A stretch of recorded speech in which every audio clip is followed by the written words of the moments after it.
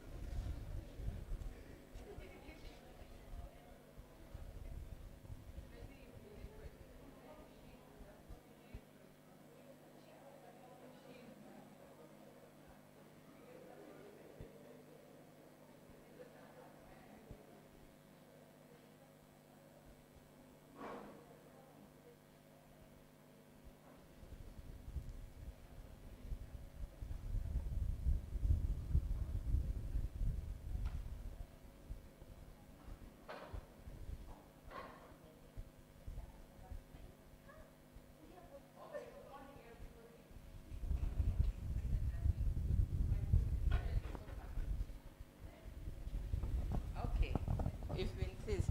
Good morning, everybody. I just want to take this opportunity to invite each one of you to Pwani University. This is the Hospitality and Tourism Department, in conjunction with STTI, have organized this and has invited each one of you. So I hope and pray that we are going to have vibrant discussions. I have the trust that each one of you will participate. This is not a classroom that you will be beaten. So each one of you, your ideas will be welcome. Before we start, I just want one of us to commit this into God's hands. So who will volunteer?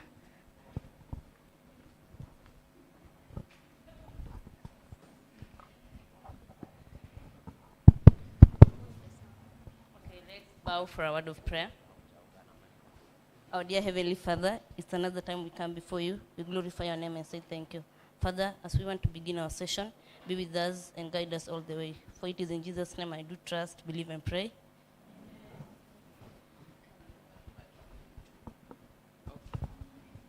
Thank you very much, Subi, for accepting to commit this into God's hands. It's always good to start with a word of prayer. I won't take much of your time because we're already a bit late.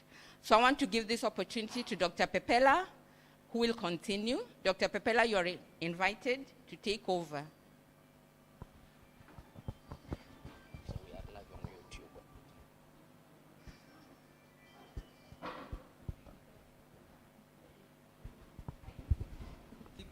Good morning, everybody. I believe I'm audible enough. I've just been told that I need to remove this. Ndio mjue mnaongea na mzee. Mzee kwa sababu nisipotumia hii sitasikika vizuri, sawa? So as you've been told, I'm Dr. Anthony Pepela. I'm the chairman of Hospitality and Tourism Department in Pwani University, and therefore I'm taking this chance and opportunity to welcome you all. So you can clap as you welcome yourselves.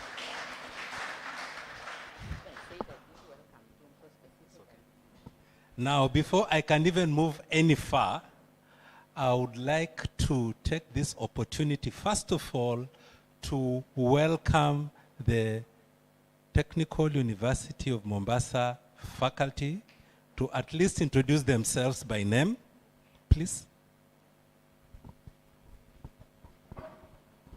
My name is Akioko Mativo, lecturer at Tech University of Mombasa. Good morning, everyone. Okay, I'm Madam Judy Rob from Technical University of Mombasa, Department of Hospitality. Thank you for the welcome.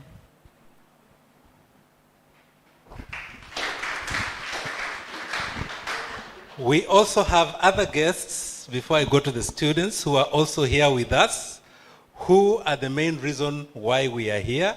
Just a matter of introduction, please take us through.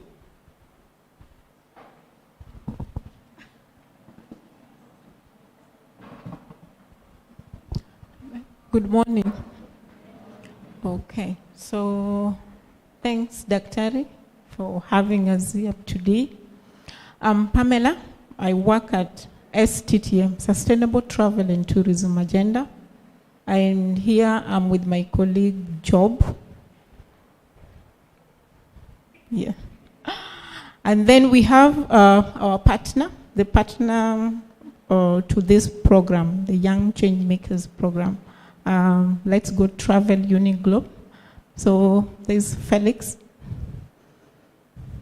with Joy. Okay, so we are all based in Nairobi, and so we just travel because of this program and because of you. We wanted to see you.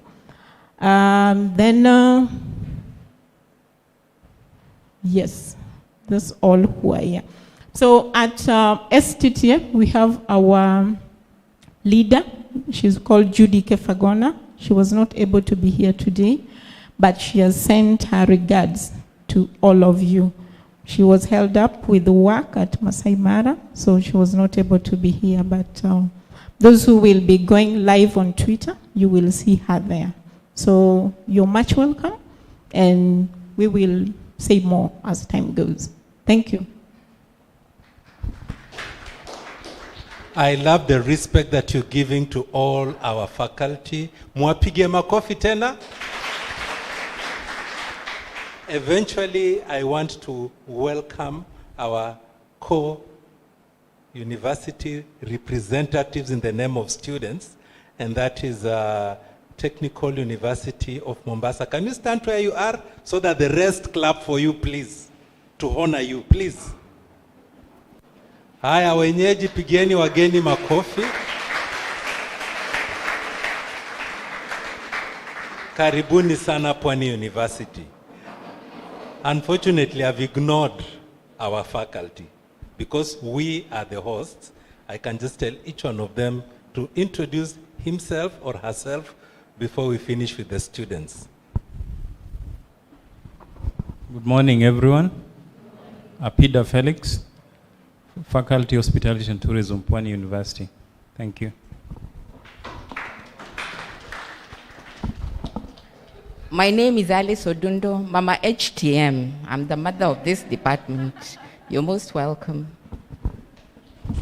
Thank you very much. And Pwani University students, do you want to be welcome? Yes. You need not to. It's me who is going to welcome you. So personally, I'm taking this opportunity to also welcome you for this particular meeting. Welcome. Clap for yourselves. Okay, personally, I don't have much to say. I'm not so good at making speeches, but you'll allow me to say one or two things for the benefit of our guests who have come to Pwani University.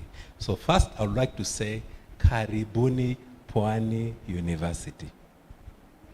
Two, I just wanted to give you a brief of what we are all about. I know we are all in the tourism industry, and Pwani University also is directly involved in it in terms of academia. Now, in Pwani University, for the benefit of our visitors, we have a variety of courses, starting with diploma,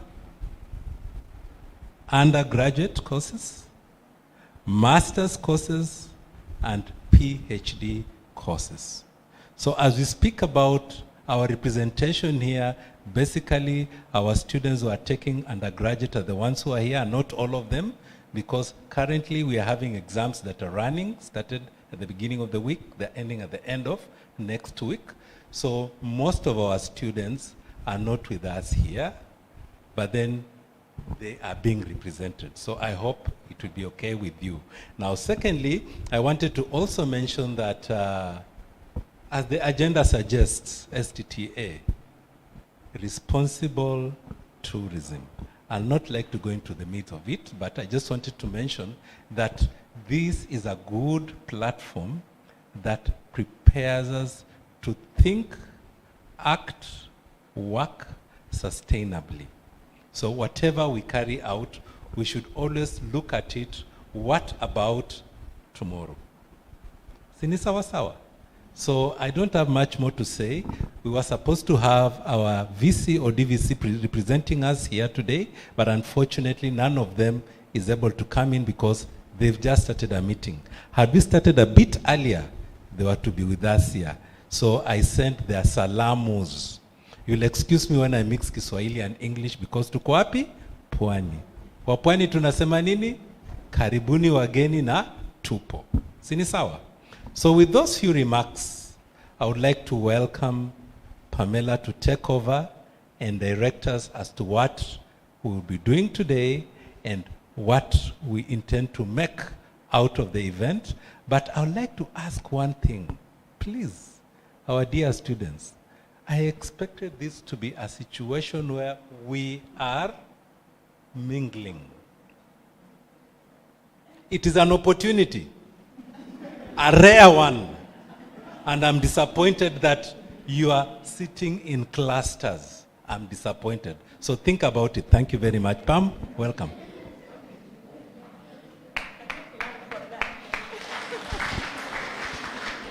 Yeah, because when two were asked to stand up, they were just on this side. And Pwani were on this side. Please mix up. Mix up. It will be good. Sijasema urudi nyuma. Look at him. He's got an opportunity to go behind. Okay. So we want to begin with our first presentation. That will be done by Job, my colleague. So it will give you an overview of the program, being that we've realized most of the students here are very new, the first years and those who have never interacted with the program. So Job will tell you all about the young change makers, the opportunities that are available for students to participate in this program. And that is what I want him to come and tell us. Then after that, we will have the next presentation from Pwani University. Okay. So Job, welcome.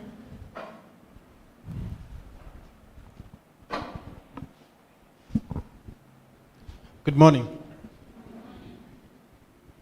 Habari zenyu.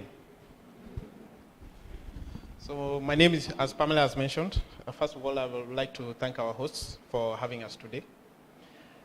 Then I'll say my name. My name is Job Odhiambo. I'm part of the STTA team, and I support management of the Young Changemakers program. Just by a show of hands, who has interacted with the program before? By a show of hands, don't feel shy. Yes, Sheila. Who else? So you're all new, yeah? The faculty have interacted with it before. Okay. So the Young Changemakers program is a mentorship program that we started in 2017. And it was meant to act as an extension learning program where we actually support or empower you, the students, doing tourism, hospitality, and other related courses to gain knowledge on what are the issues about sustainable tourism that are happening in the industry today or in the world. Yeah? Then apart from that, we are meant to empower you with certain skills that will help you in your employability aspirations. Whether you are going to become an innovator, somebody who starts a business, or whether you're going for wage employment, and you can change things within that business environment. So we do this in different ways. One of them is the inter-university seminars, which we call the Knowledge Safe Space, where we actually have students, faculty, private sector players, and public sector players come within this, like a setup like this, and we talk about a certain topic. Then we exchange, we hear your voices, we hear the perspective of the industry, the government, and all that. And at the end of the day, you get something to learn, what is happening outside there, and they also get to learn what your perspective is, so that when they go back and make changes within the organizations or policies, they capture your voices. Then apart from the inter-university seminars, we have competitions, the essay competitions, and other activities like Product Watch, where we actually sponsor certain students to go and visit a particular destination or attraction and write sustainability attributes of that particular attraction. We of course sponsor that. Then we have the problem-solving internships, where we are approached by certain stakeholders within the industry that need a certain problem to be solved. Could be a management issue, could be a visitor management issue, business practice issue, or any other issue that is affecting them. So what we do is we turn this problem back to the students. They write proposals for it. The best proposal by a student will be given an opportunity to implement their solution within that entity that provided that problem. So that's a form of exposing you on problem solving within the industry. So it's more practical, yeah? It's more practical. So it adds value to what you're already learning in class. So about today, we are talking about alternative marketing narratives. As we all know, marketing is the process or the activities that are meant to make a consumer aware of your product or your service, influence purchase of that service, and also make them become loyal customers. But for that marketing to work, it has to be timed. The messaging has to be gotten right, and there's supposed to be a plan behind that. So one of the things that we usually look at is the messaging or the narrative within a marketing, because the type of messaging will influence whether that person will purchase your product or service, how they will look at your product, whether it's good or bad, how they imagine it, and whether they will likely come and purchase it again or tell others about it. So for sustainable tourism, in sustainable tourism space, yeah, marketing goes beyond making people aware about your product and influencing purchase. It's supposed to educate, change attitudes, and educate people or change their behavior so that they can actually behave responsibly while they're interacting with their product or service. Now, this change of behavior or attitude is not just limited to the consumer, but to the entire supply chain. People who actually offer you certain components that you can package to make that tourism product of yours. So if you look at the alternative narratives, we are looking at new approaches of engaging the tourism stakeholder that is different from what the mainstream marketing is. We want to see how these alternative ways can support the principles of sustainable tourism, which are 3, and they touch on environmental aspects, economic aspects, and sociocultural aspects. So in persuasion, in alternative narratives, we look at changing attitude and behavior. So I'll start with the first one. How do we change attitude? So I'll give a bottle, a water bottle, as a prize for anybody who tells me where these pictures were taken from. I know it's not very clear, but these pictures were taken in different areas. And so we can start. Number 1, who knows where this one was taken from? You can raise your hand. There's a prize here, yeah? You can guess.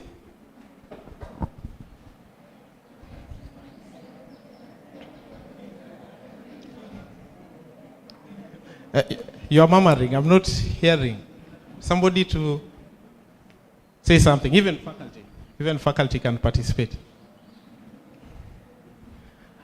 This point number 1. Can you see it clearly? Yes. This one.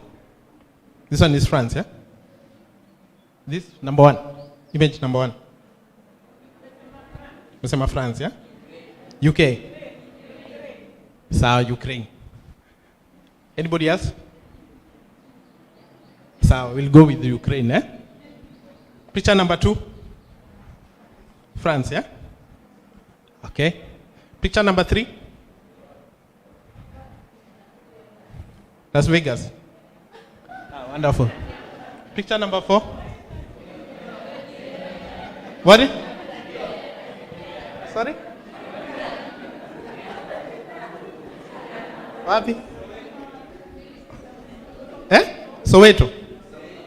South Africa. Sawa. You are all very correctly wrong, eh? All these pictures were taken from the same location. This is Lagos, Nigeria. Yeah? So, when you're marketing a destination, you can either choose to show it this way, and it will tell you somewhere where there's violence. Then you can see it as beautiful as these places, and none of you has linked these two beautiful places to Africa. Only the slum, the Monania, Soweto in Africa, yeah? So as a person who is actually doing marketing, whether you're in hospitality or tourism, or tours and travel, how you provide this kind of messaging using images or using words can make or break your destination. Because somebody who interacts with their destination must, first of all, when they're in their dream stage, the first point, dreaming about the destination where they want to go to, they will look at the different images that are being provided. Now, for us, our narratives about Africa and whatever is happening in Europe, we've associated this with negative places, yeah? But we've not seen the beauty of it within Africa. You get? So, this is what I was doing this today. It's not very clear, but I was just doing why I was looking at the different continents, the 5 major ones, which is Africa, South America, North America, Africa, and Europe. So I did a search. Why is Africa? The first thing that I found from why is Africa is why is Africa poor? The rest were giving me facts about the different continents, what you can find there, what is their history and all that. But for Africa, it was why Africa is poor. Then I did another search, which was, can I travel to Africa? Now, the information that came, this one is for Africa, yeah? Just 2 links, yeah? On issues to do with COVID restrictions, whether you can travel. And the rest, they were also providing the same, but they were providing deeper details of, is our continent safe? Where can you get this information on safety? What are the restrictions that are there? And all that. You can do an experiment and Google it yourself. You may get the result. So how does this impact on visitation in Africa? See, for the past 10 years, Africa's market share has been below 5%. Why is this? Because the kind of messaging that we are putting outside there is not attractive and not appealing to today's traveler.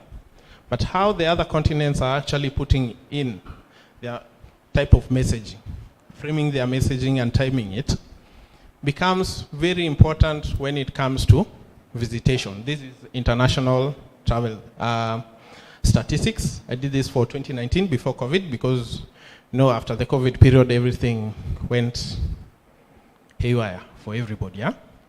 So at the end of the day, how you perceive the destination will determine how you visit that destination, whether or not you visit that destination. And your attitude and perception will be informed by the information that you come across on the internet. Now, let's go deeper into tourism now, sustainability. Yeah? You all know the impacts of tourism. Tourism has both positive and negative impacts. The positive impact is that it sometimes leads to economic growth, respect for culture, and all that. But for the negative, which is often most visible, is that we also have waste problems. We have animal interaction problems. Then we also have overcrowding or over-tourism in certain areas within our planet where they are over-visited, and this contributes to, reduces the quality of life for the residents, which sometimes they usually project. For this one is somewhere in Barcelona, where they said tourists go home, yeah? Then we all know the issues about climate change, which is here with us, and is one of our biggest threats. And tourism is a contributor for that because it has a high carbon footprint. We all know that CO2 emissions contribute to climate change, among other greenhouse gases. But tourism is actually responsible also for emissions, both a victim and a contributor. So, for us to change how tourism impacts on the destination, whether it's positive or negative, we usually want it to be positive. So, marketing can play a huge role in terms of changing behavior of the travelers, so that when they visit our destinations, they are more aware of the issues that are there, and they can behave responsibly. So I will show you a video of how Palau is one of the, somewhere in Asia. It's a huge destination that was being impacted negatively by huge number of visitors that were damaging the environment. So they chose an innovative way of doing their marketing. You can look at this later. It's called the Palau Pledge, where your stamp, where you're given a visa, it has to be stamped with the Palau Pledge. You have to sign it. You first of all sign it online. Then when you visit the destination, you have to sign it. And this pledge is your commitment to behave responsibly while at the destination when interacting with the environment, or whether you're interacting with the host community. The host community are usually the citizens of that destination.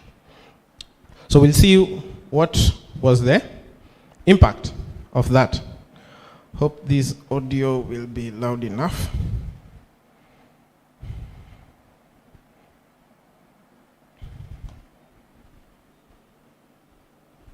Where's the sound coming from?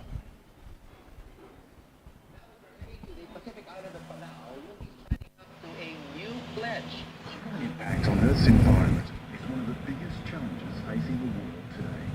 The small island nation of Palau was feeling these impacts acutely. Tourists were damaging reefs.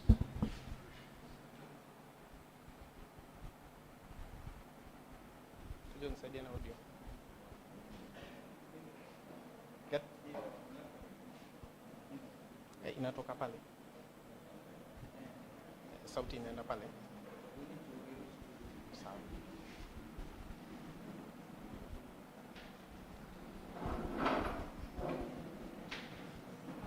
Na projection? Na projector?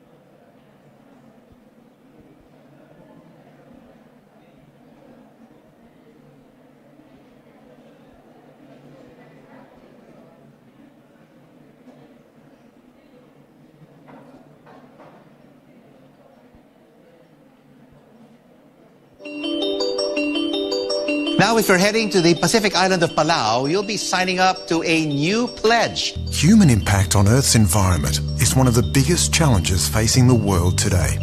The small island nation of Palau was feeling these impacts acutely. Tourists were damaging reefs, littering oceans and poaching protected species. But how could a small local population with limited resources police the high volume of visitors? What if we made the tourists police themselves? Introducing the Palau Pledge, a first-of-its-kind immigration policy for good.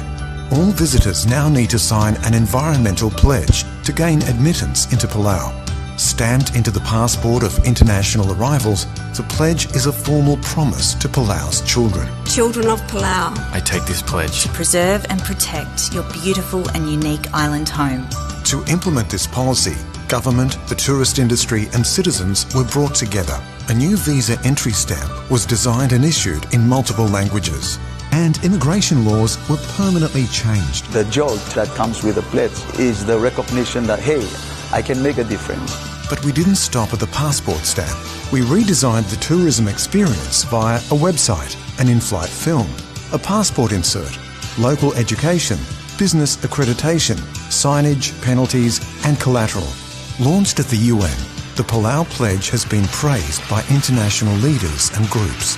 Influencers helped inspire people to take the pledge online in solidarity with Palau. Are you already seeing tourists behaving differently? The awareness level is very high. Leonardo DiCaprio has been quick to endorse the pledge. The reaction on social media has been widespread. The Palau Pledge has raised global awareness of the responsibility this generation has to the next. But its biggest impact is local, in Palau. I hope my children can see the beautiful place as I see today.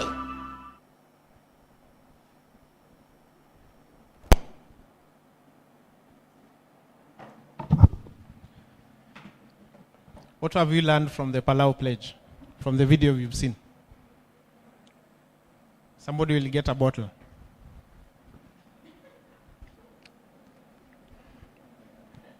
What have you learned?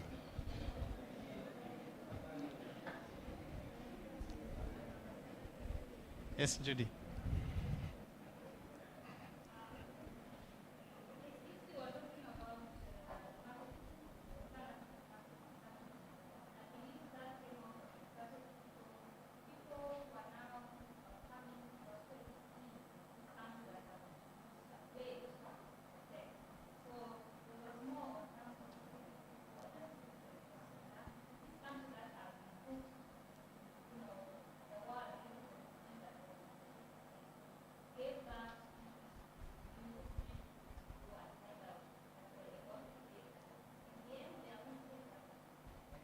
Exactly.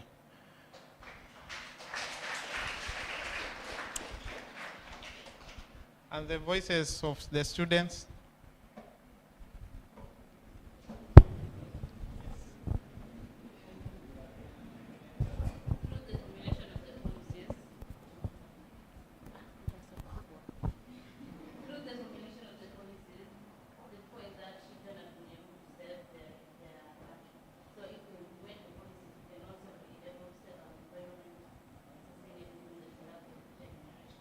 Yes, thank you.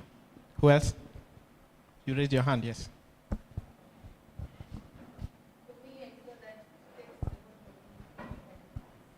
Exactly.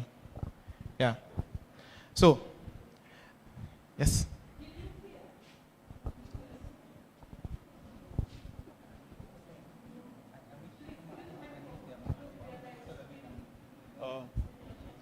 Yeah, for our technical assistant, he's saying that we use our microphone so that you can be audible enough for the online audience. Because we are doing it hybrid. Yeah, there's an online audience, and there's you who is here. But I won't put you on the spot again. Yeah. Yeah.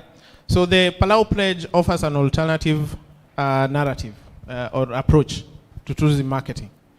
It introduces a pledge where a tourist has to make a certain commitment. Yeah, they usually use the 7 laws of influence, and one of them is commitment. Yeah, when somebody commits to something, they usually end up practicing it. Yeah, and after using the commitment, they actually use influencers and celebrities and governments and all that, people in authority, to provide or make people more aware of the issue at hand and why it is being done. So they are using authority, another second principle of influence in marketing. Of course, you'll get to read this in your marketing curriculum, how you're taught, yes? So in doing that, they actually ended up saving their destination, but making more tourists aware of the issues there. And when they make more tourists aware of that issue, they tend to attract more responsible visitors. Yes? And the ripple effect of it is that they no longer have to do the marketing themselves, because other people who are aware what Palau is doing will do the marketing for them. This is a success story. So this is what we are talking about, alternative marketing narratives. We are doing something which is different. Otherwise, if you would have gone to Palau and we do it kawaida way, you would have gone to their website, they tell you these are the attractions to in Palau. Where will you get what is the best time to visit? Do you need insurance? Do you need a PCR test? Those are the mainstreams. Even if you look at other videos that are given of majority of destinations, they will just show you a visitor coming to a destination, interacting with the locals, going to the beach, mingling and all that. The messaging is right, yeah? Because they've made you aware of what is there, but it is not contributing towards the principles of sustainable tourism. So, what can the alternative narratives do? Number one, they can inspire innovation, like the way Palau did. They use technology and they use people to come up with an innovative way of making travelers aware of their destination, behaving responsibly, and telling others about it. Then it can inspire responsible industry practices, because once you get a huge market share of responsible travelers, they have specific demands, which the supply chain has to offer. No tourism is defined from the demand side. So whatever the demand side wants, like the tourists, we have to apply. So we have to give them what they want, but under certain limits, yeah? Like the way Palau said, we have certain limits to how you can interact with our destination. Then it can educate and engage visitors in meaningful ways if you choose the alternative approach to marketing. Then it can also lead to a higher market share, market growth. If you are struggling before, it can increase your numbers. But these numbers are the high value visitors who behave responsibly. Then you can also increase you can price it premium if you wish to, depending on how you want to market your destination, yeah? Whether it's a premium destination or a budget destination, that will be up to you. Then it can support authenticity, reduce greenwashing, and also lead to appreciation of the local culture, heritage, and the conservation of it, and also respect. So that's it for me. I had a very short section to make this presentation. We'll do the questions later on. So I'd like to give this back to Pamela so that we can learn more from presentations that will be provided by students and faculty. So Pamela.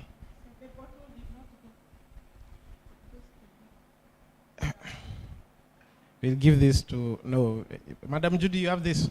You ever received this? We'll give this to Madam Judy, but there's also opportunities for you students, yeah?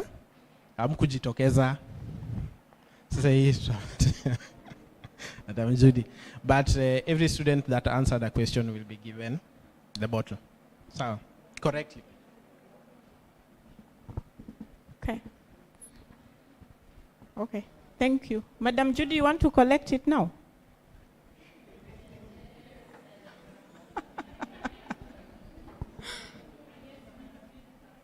Yes, they've said yes.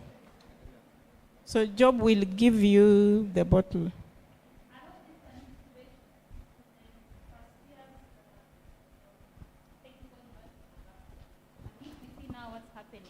I hope it wasn't me. I was hoping it was the student. But I guess we start here. That we participate, and that is one of the results, at least what you'll get at the end of this particular program. You'll get something that is interesting, and also you have learned something that is going to be used further in the industry. Thank you. Here it is.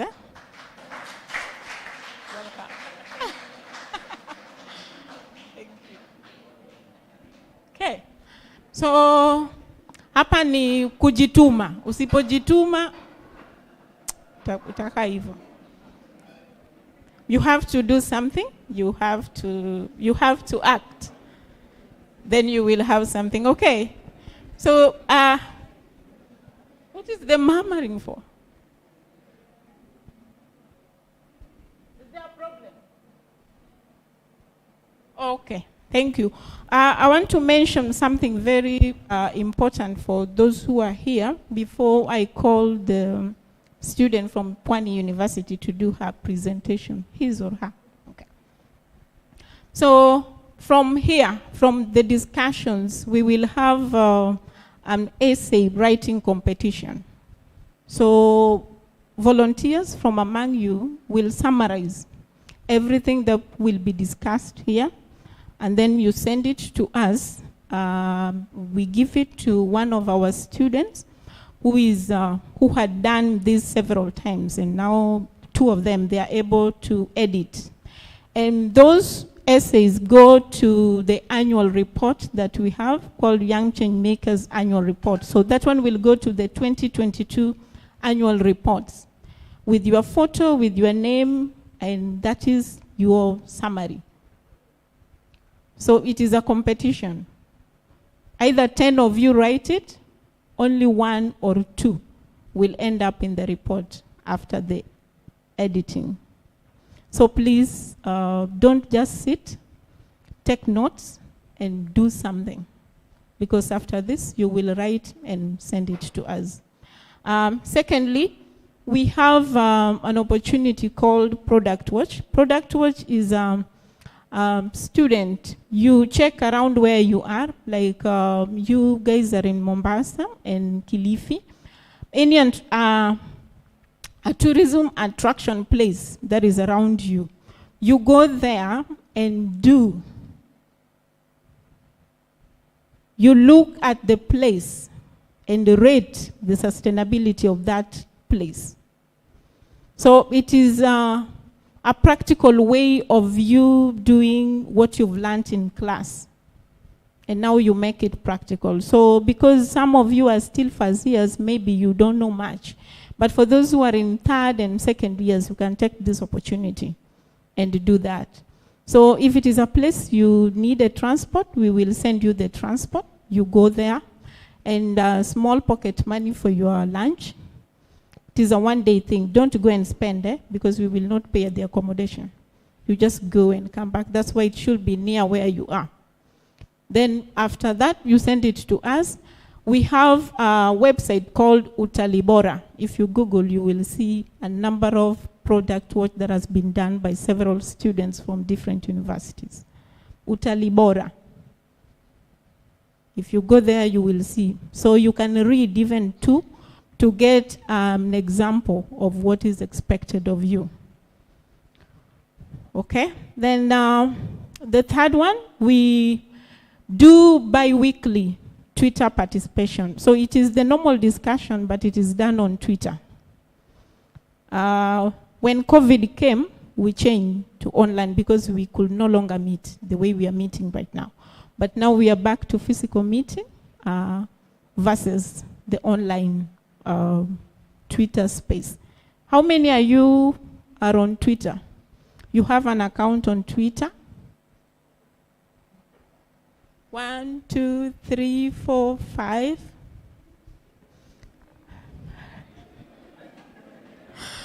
6, 7. Okay. And how many are on Facebook? How many are on Facebook? You have Facebook account? Only 2, 3, 4, 5. And Instagram? I know. Everybody will be on Instagram. Yeah, but I think for learning purposes, faculty, you can agree with me. For learning purposes, I think Twitter will be the best place for somebody to be. It's more professional and you will learn a lot on Twitter. Not even on tourism alone, but other. If you just, somebody want to have knowledge and wider knowledge, I think Twitter will be very good for you. And does it eat a lot of bundles? Or you just fear? Please, try and be there.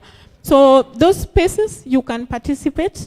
And at the end of the day, at the end of the year, we have our annual event called the Rising Stars. So the Rising Stars is an event where now we recognize those who have been active throughout the year and those who have done something tangible. People who have maybe a new innovation, something you've come up with, something you have stood out. So in the Rising Stars, after you qualify to the Rising Stars, you are moved to what we call the Rising Stars Innovation.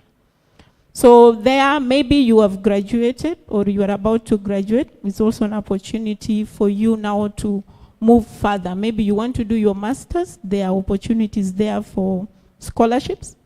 Maybe you want to start something, like many of them. We have one Rising Stars in the house. She will tell you more. So there, maybe you want to start your business or you want to do something on your own. So it is where now, like an incubation area, where you are mentored now to do exactly what now you want to do. Okay. So this is the beginning. I'm just saying this so that you start. Don't just sit down. Start by doing something so that you will end up in a certain place. It is not just attending the seminars, but attending and acting. That's okay. Okay. So, you, Pwani University? You are welcome.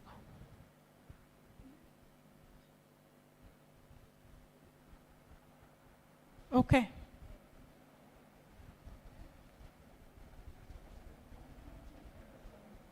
You are welcome. What is your name? Kasim. Okay. You're welcome. Job, you'll help him put up his presentation. Okay.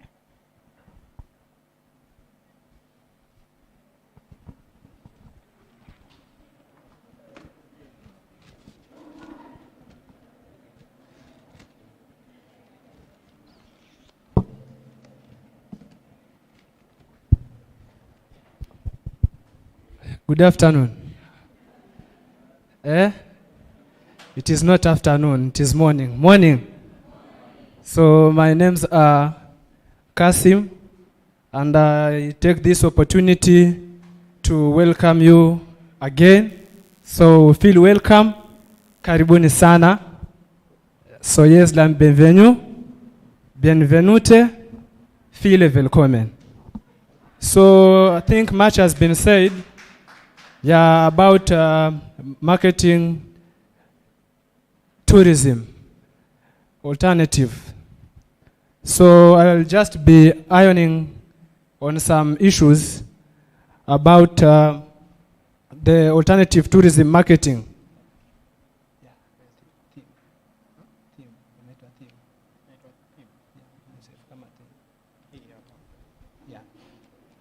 So first, we are supposed to know what are these marketing narratives, and they are tools used to engage and connect with prospective customers in an emotional way.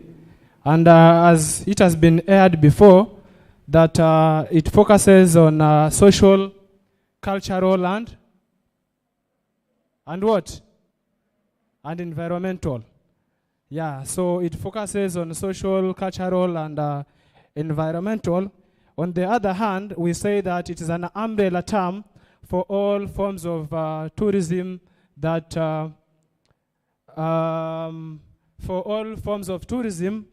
oppose mass tourism. I think we are getting something, eh? Yeah, so basically we have multifarious ways of this marketing alternative tourism, and under it, we might have sustainable tourism, green tourism, cultural, and etc. So in sustainable tourism is defined by the UN Environment Programme and UN World Tourism Organization as tourism that takes full account of its current and future economics, social, environmental impacts, addressing the needs of visitors, the industry, the environment, and the host communities. So I'll be moving on the next, which is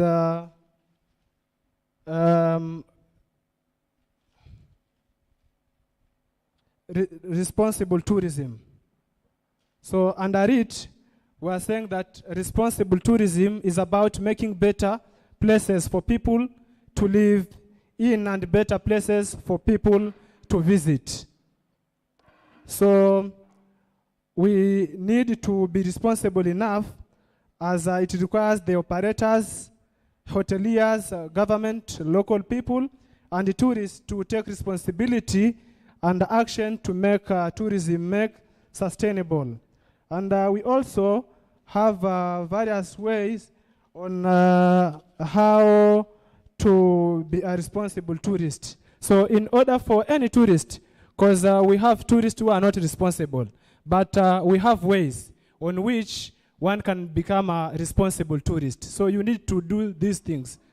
Yeah, and number one, we are saying in order for you to be a responsible tourist, you should stay several nights. Yeah, at the area visited so that the host people can benefit. As we look at the Vision 2030, it is as we are encouraging to have more homestays. So these homestays, they will facilitate, they act as a catalyst so that the tourist can have several nights dwelling with the host people so that they can interact and benefit, mutual benefit between the host people and the tourist, because as we know, if you interact, you give something and at the same time, you learn something from those people. So another factor for you to become responsible, we are saying you should support the local economy. So as much as you are a tourist, but your activities, you should indulge in those activities that the local communities will benefit. Not that you are there, but you benefit from them. No, as a tourist, you should come up with ways so that you improve the local living standard of the local people. It can either by participating on buying the local souvenirs, but as you buy the souvenirs, you should not buy the natural because you will be going against the rules of sustainable tourism. So any souvenirs which is in the natural way, you should not participate on either purchasing it. You should not actually participate on buying those souvenirs which are in natural ways. Because as long as we are focusing on this, our core objective is to make the sustainability of this kind of tourism.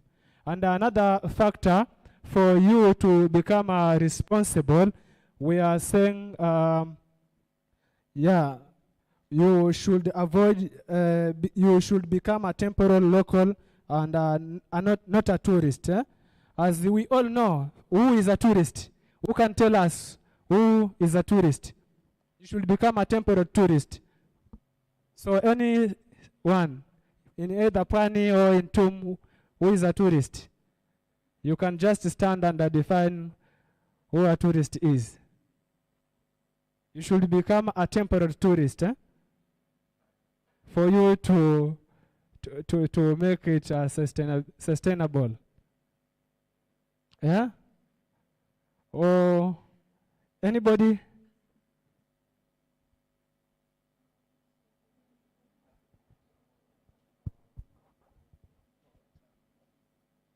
So if you, I assume you know, but you just don't want to stand and say, I'll just move on. But I'll just need clarification on this after my presentation. So meanwhile, we are having characteristics of sustainable tourism, and as I said, that the benefits local and economic development, and also to ensure tourism development benefits both community and environment, becomes part of the local culture. As you go there, you participate. You become an active participant, not a passive, so that you enjoy the culture. And a good example of it, I think we all know about Lamu. Yeah, so if you know that place, I think you'll have an overview on whatever I'm trying to explain, or rather whichever I'm trying to elucidate. If you know Lamu very well, I think you will visualize and come up with your own statement on what the sustainability of tourism is all about. Yeah. So, and we have another place where the sustainability of tourism is on a very good level. I think we all know about Wasini. If you don't know about Wasini, make an arrangement to go to visit the south coast there. That place is very rich in sustainable tourism. Wasini, Lamu, and other places.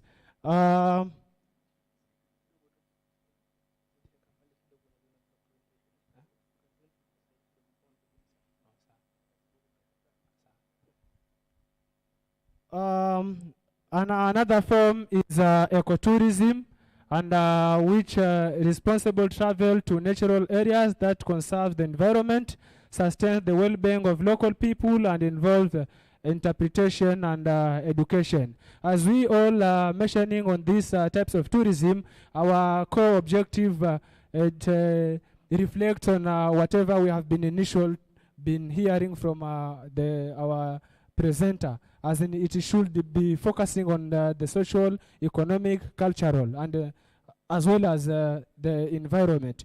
We have also community-based tourism, which is tourism in which local residents, often rural, poor, and economically marginalized, invite tourists to visit their communities with the provision of overnight accommodation. And another form is the nature-based tourism, which is responsible travel to natural areas which conserve the environment and improve the welfare of the local people. And examples of this nature-based tourism, we have many forms of nature-based, like photographing, fishing, we have the camping, we have hunting, also fishing. You see, fishing itself can be a form of sustainable tourism, as we have seen tourists going to the deep sea there, and the main concern is only the fishing. But you don't just take those different species for the purpose of eating. You know about the capture. After you capture, then you have a mark, alafu unaiacha, then the next time wakikuja tena, and they normally take like an interval of 1 year. Wanakuja huku, maybe it's Kilifi, wanakuja wanafanya capture, alafu wanaondoka. When they back again, wanakuja wanaangalia, wanaenda tena huko kwenye deep sea, wanaangalia kama if whatever they have cached ni ule mwenye ilikuwa they used to get before. Wanapima hizo the kgs, alafu but sio for the purpose of kumchukua tu alafu uende for on business issues, no. So I proceed with also another form. We have the green tourism. Student from Pan University, any student, wherever you are, just stand and say something about green tourism. I should just mention a name. Any volunteer, I don't want to mention anybody's name. Green tourism. Mike, green tourism.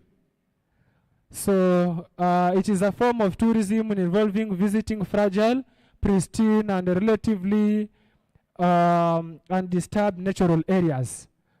Yeah, so those it is the green tourism, and we all know that all these forms of tourism, they focus on the sustainability of the social, economic, environment, of the environment, whichever that type of tourism is. So I'll just conclude on saying that sustainable tourism is about refocusing and readapting. It has a balance that must be found between limits and usage of that continuous charging, monitoring and planning, which ensures that tourism can be managed. And this requires thinking long-term and realizing that changes is often cumulative, gradual, and irreversible.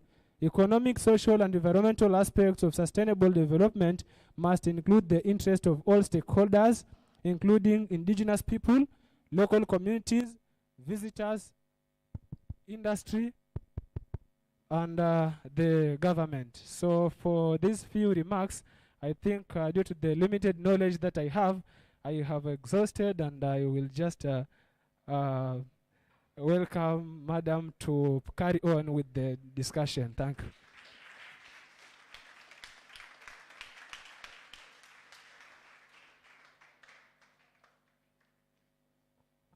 Well done, well done. Thank you so much, Kasim. And I have a gift for you. I'll give you later. Yes, please. Well done, well done. Thanks a lot. So I don't want to comment. I want to give the opportunity for Sheila, who is going to do the presentation on behalf of Technical University of Mombasa. So just put down your questions. We will have a time for all the questions. So Kasim, you'll be prepared to answer questions later. Okay. Sheila, good to see you again. Thank you so much. Job, you'll help Sheila?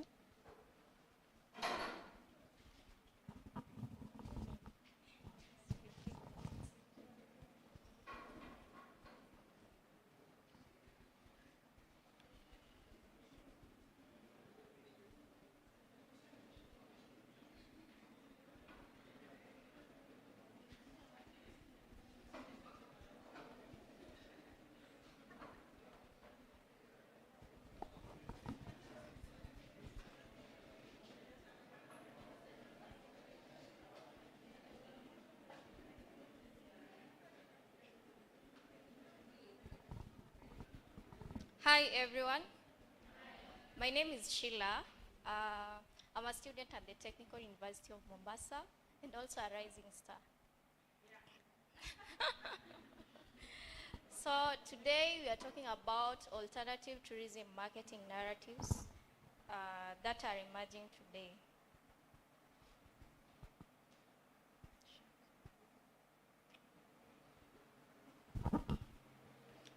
So tourism marketing has typically been seen as exploitive and fueling consumerism.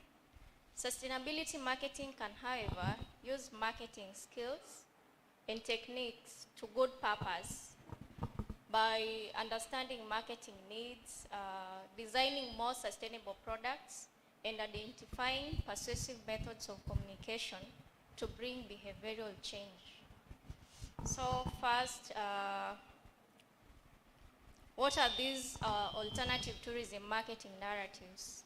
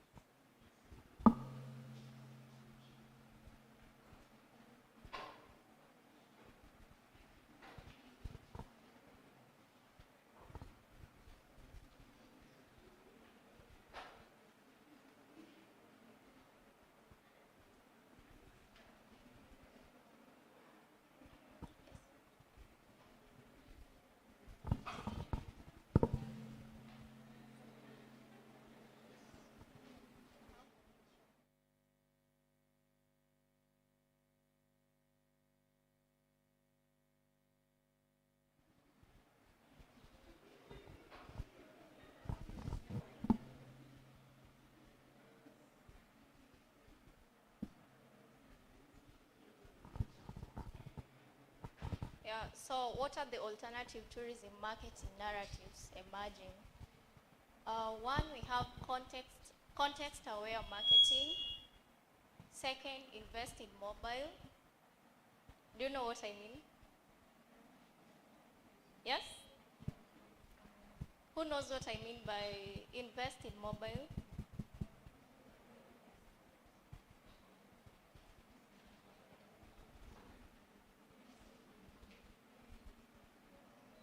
Anyone?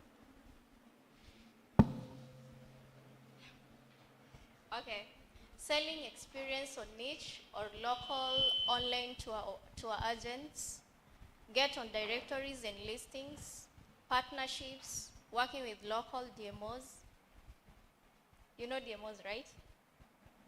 Yeah? You destination marketing officers. Like Magical Kenya. Next is increased use of virtual reality, social media as customer service. So I'll explain one by one.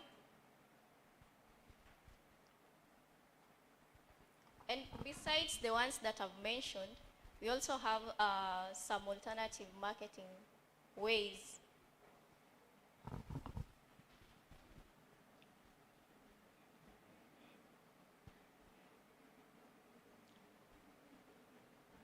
So context-aware marketing. It has always been important to make sure that your marketing is relevant. More than ever, it is critical for brands to market themselves while being sensitive to global events. For example, in 2020 and 2021, and even currently, COVID is still existing. So as a business, you should make your customers or the travelers aware of what is happening in your destination. So if you're a travel company, address the pandemic, don't ignore it, and proceed with business as usual, or worse, try to take advantage of the situation. Informing the travelers, that is what I mean.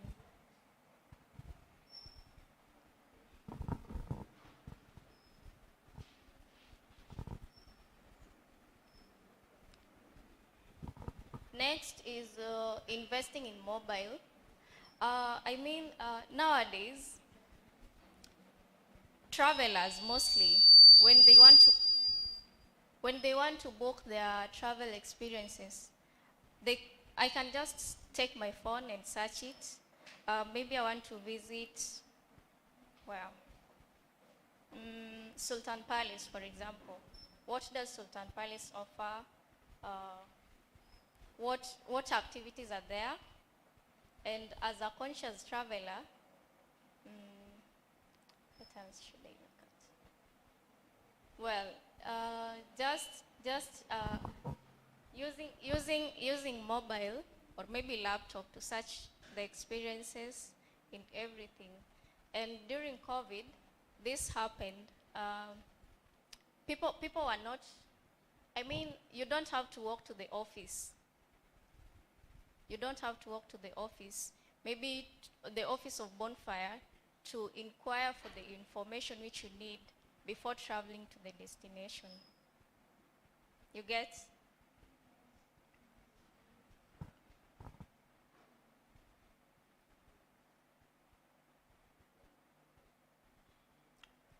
Number 3 is selling experiences on niche or local online travel agents, websites. For example, we have View Travel. Who knows View Travel? View Travel. It's sponsored by Citizen TV. Yeah. So mostly these two operators, they use these websites to market their packages and also to share the experiences at the destination. For example, is View Travel. I've told you about View Travel. It is sponsored by Citizen TV.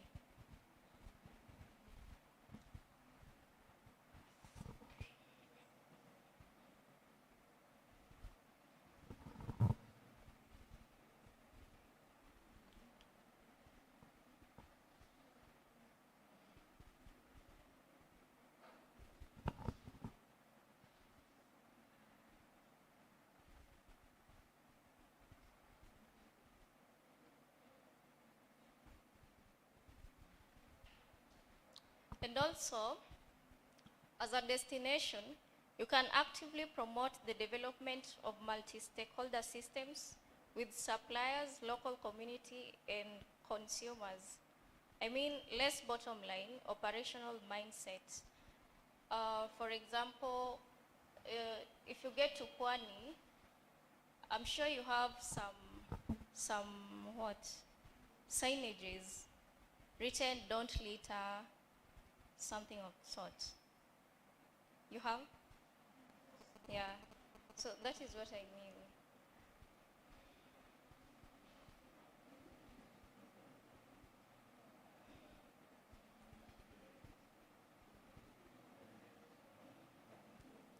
Another thing is speed up business action by aligning with sustainable development goals. Because as you know, sustainability is not just about climate. So you pay attention to the SDGs and pledge to them.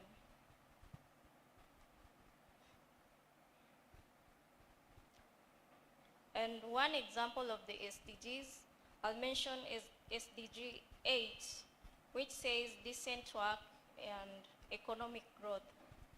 Tourism and hospitalities companies must pay attention to skilled labor shortage, exploitation of labor, irregular working hours,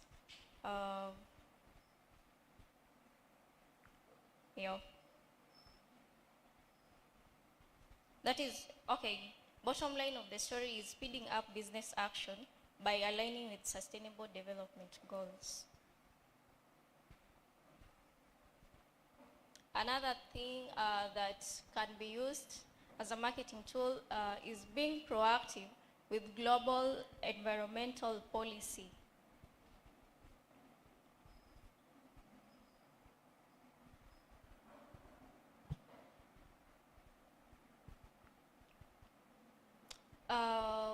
Collaboration with global players as they bet more on ambitious, sustainable goals than local institutions. Okay, in short, partnering with the, how should I put it out? Partnering, not just partnering with the locals. You can also partner with the global who promotes this sustainable thing which we are discussing here. And an example is sustainable travel and tourism agenda. I mentioned that I'm a rising star, right? And they focus on community, social, and economic. And they also engage the youth. Whatever we are doing here, they're promoting sustainability by maybe these seminars, tweet chats which we engage in, and writing of essays, so that the youth also they are engaged.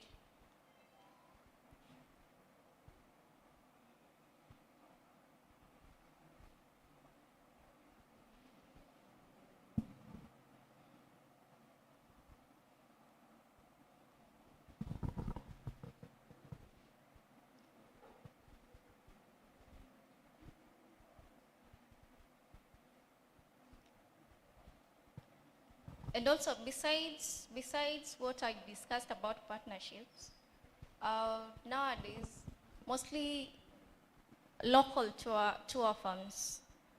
Maybe I have a tour firm named Comfy Holidays, and I have some guests which I want to bring to this destination coast. I need to partner with the hotels, that is accommodation, site managers, maybe somewhere like Mida Creek, so that my whole package is bundled together as a product, so that my customers will not go to search for these experiences. Instead, I'll come up with a whole package that has everything. So that is partnering with other stakeholders also.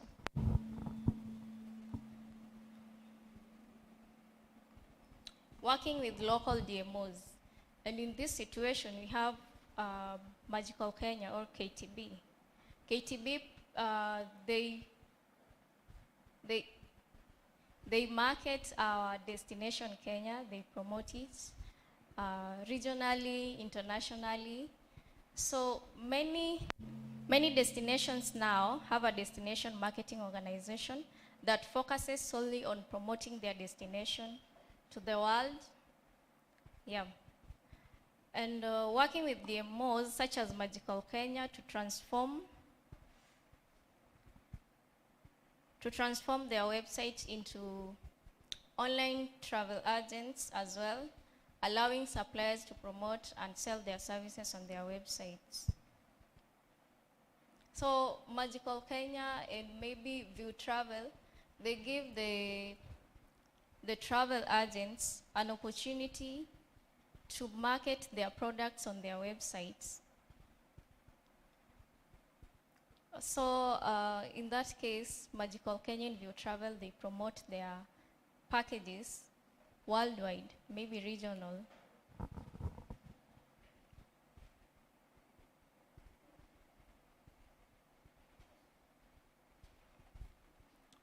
And during COVID, people could not travel. So many people were using virtual reality, whereby you can just travel to maybe Masai Mara. You travel to Masai Mara at the comfort of your home.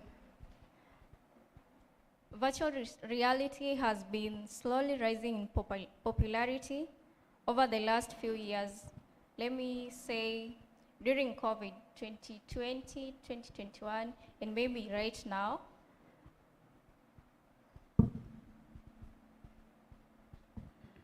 And smart marketers are incorporating into their tourism marketing plans. Virtual reality provides consumers with wanderlust a chance to experience destinations without leaving their homes. Just as mentioned, you can travel to Masai Mara at the comfort of your sitting room, maybe living room, without traveling to the destination. So it is also a way to promote our destination, an alternative way to market our destination, Masai Mara, showcasing what we have through virtual reality.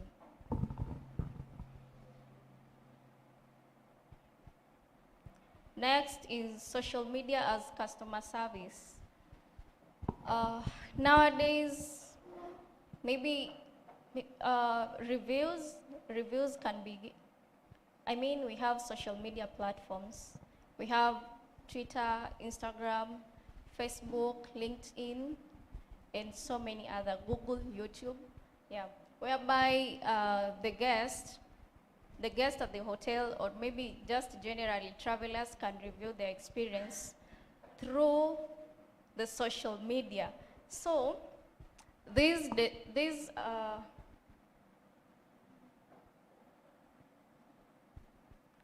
service operators, they use social media as customer service, whereby they can reply to their customers, maybe making inquiries, customers as well making inquiries, then the service providers responding to them directly.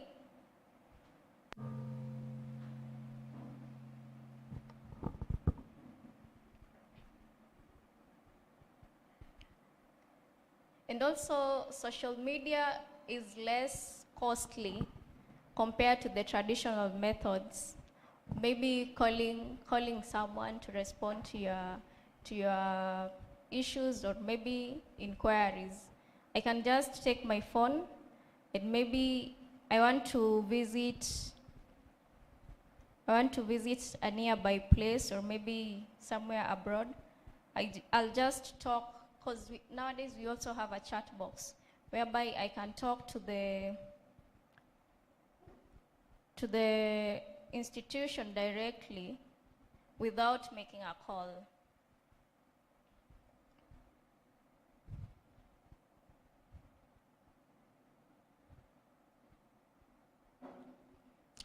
And also, another one which I've not mentioned, some destinations today are putting environmental, social, and governance in their corporate agenda, of which not so many are doing this.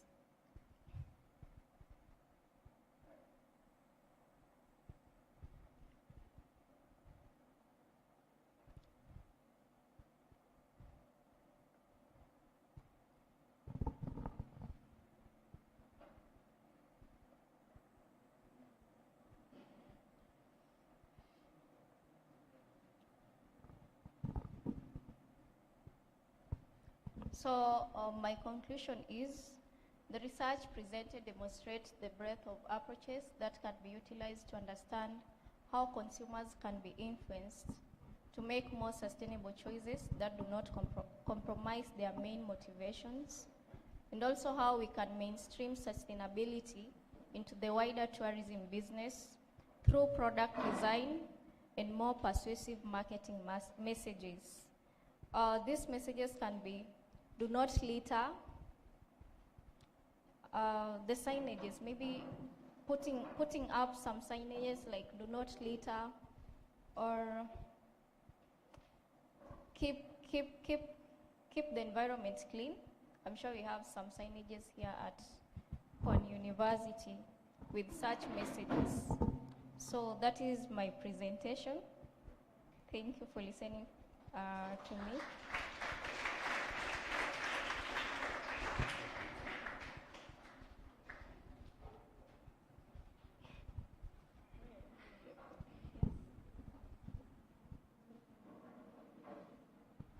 Thank you.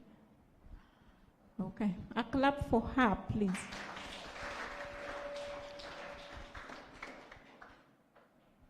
Okay, so thanks a lot, Sheila. I think from her presentation, there is a lot of homework for us. Did someone realize that? Yeah. So if I were you, I will tick what I need to go back and check, what I need to go back and catch up with. Okay, that's how we learn here.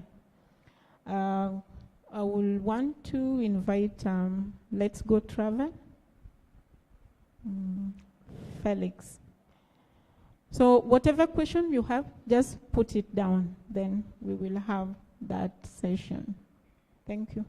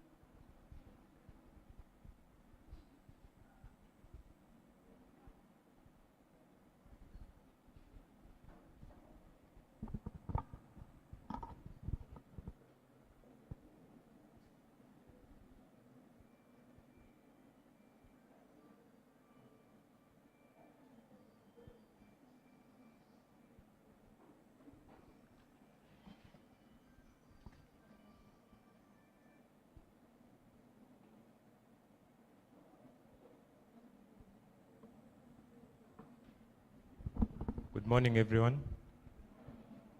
My name is Felix Ongoma from Let's Go Travel. I came with my colleague Joy, and just a brief history about Let's Go Travel. It's now 42 years since it was today, and for the last several years we have been focusing more on sustainable travel and tourism. Actually, there is a difference between sustainable travel and also sustainable tourism. On the sustainable travel bit within the office, we focus more on the airline side. What the airlines are doing, are they moving towards the biofuel? What are they doing in relation to carbon footprint? And also some of our travelers on the air sides, are they offsetting their carbon after they have flown or after they have traveled? to a particular destination. And then on the sustainable tourism bit, it's more on the tourist side and also on the accommodation partners. What are the accommodation partners doing in relation to, are they investing more in solar and things like that? So my presentation today is on what's driving the new or alternative tourism marketing narratives. In the outline, I'll focus on the primary functions of a good narrative, and the main topic, which is what is driving the new tourism marketing narratives. It's visible. Okay. So tourist movements have spread geographically to reach in nearly all the countries around the world. And before COVID, the numbers were quite high in relation to international tourist arrival, and also domestic tourists started traveling, I think, really a lot in helping the economy come back and supporting most of the tourism businesses. And most governments, international bodies, trade organizations, people in academia, and even businesses recognize that it is important for sustainability to be embraced in development, since through sustainability it generates income for the locals and also as a foreign exchange earning for the counties and the governments, and also creating employment opportunities for the practitioners within the industry and also people who are also supporting the industry. And awareness about sustainability issues, which covers the social, cultural, economic, and environmental spheres, have developed significantly. And sustainable tourism is not a special form of tourism. Rather, all forms of tourism should strive to become more sustainable. And tourism or sustainable tourism should not focus only on mitigating the negative bits, I think, which most organizations have been focusing on. You should, as practitioners or as people who are in the industry, we have a special position to ensure through sustainable tourism, the local communities are able to benefit. Most of the businesses are able to communities, and also we need to get through the profits, we are also able to conserve our natural environment. And marketing narratives, these are tools that are used to engage and connect with prospective customers in an emotional way. And this helps organizations to move away from greenwashing. We all know about what greenwashing is. Anyone? Sorry, these are first years to fourth years. Or to third years. So greenwashing, it's all about you are doing something and then you go and market it as, let's take an example. Like you market within the hotel, you are plastic free. And when guests come to the room, you have plastic bottles within the rooms. So that's a simple example of greenwashing. It's like you are lying to your potential customers. All you are doing is just marketing maybe for a specific room you have. In practicality, you are not doing it across all the rooms. You're just doing it to attract customers and generate income out of it, which is wrong. And marketing narratives should be unique. And this helps organizations to set themselves apart from their competitors. And from here now on, I'm going to use examples from Let's Go Travel. And our slogan is committed to sustainable travel and tourism. And through this, we are able to set ourselves apart from our competitors. Maybe they are doing something different, or what they are doing you cannot compare with what Let's Go Travel is currently doing. And I think what has been unique to us, we normally have a sustainability report which comes out every year. I think I've seen quite a handful of organizations in tourism doing that, which is something unique, and it's attracting a lot of businesses to us. And the target audience also that currently we are focusing on are those who are sustainable conscious travelers. We normally receive inquiries from tourists who want to go to conservancies, since conservancies do a lot in helping the communities and also conserving the environment generally. And the primary functions of a good narrative as a destination marketing tool for sustainable tourism management include facilitating market access to all stakeholders. This means that you don't focus on only one stakeholder in the market access. Example, we have STTA, Ecotourism Kenya, KTB. They normally have a program whereby they focus more on the communities and also the smaller hotels. An example, you'll see Ilingwesi community in Laikipia. You'll find them, they don't have so much resources for them to go to the international events or even the local events. So you'll see in some of the companies chipping in so that they can come and promote their lodge. And also through consultancy, I know STTA normally supports a lot of community-based initiatives and also some of the operators within the industry. And the next point is on promoting of a particular form of tourism or specific tourist products that are more sustainable than others. This is what we are talking about, alternative tourism. Are we focusing more, do you want to, once you graduate or even now, do you want to push more on the mass tourism bit or offer something unique that attracts people who are going to pay more even though the numbers is going to be less? And then it also addresses on reducing seasonality. Through seasonality, I think in Kenya, especially Masai Mara, we normally see a lot of seasonality whereby we attract a lot of tourists during the high season, June, July, especially during the June, July, and September, October, during the wildebeest migration season.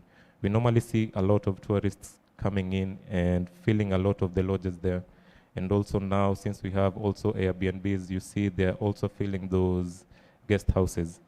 And during the low season, you'll find that most of the hotels and even the lodges, they send some of their staff home since they don't have the funds or the income to help them in paying their salaries.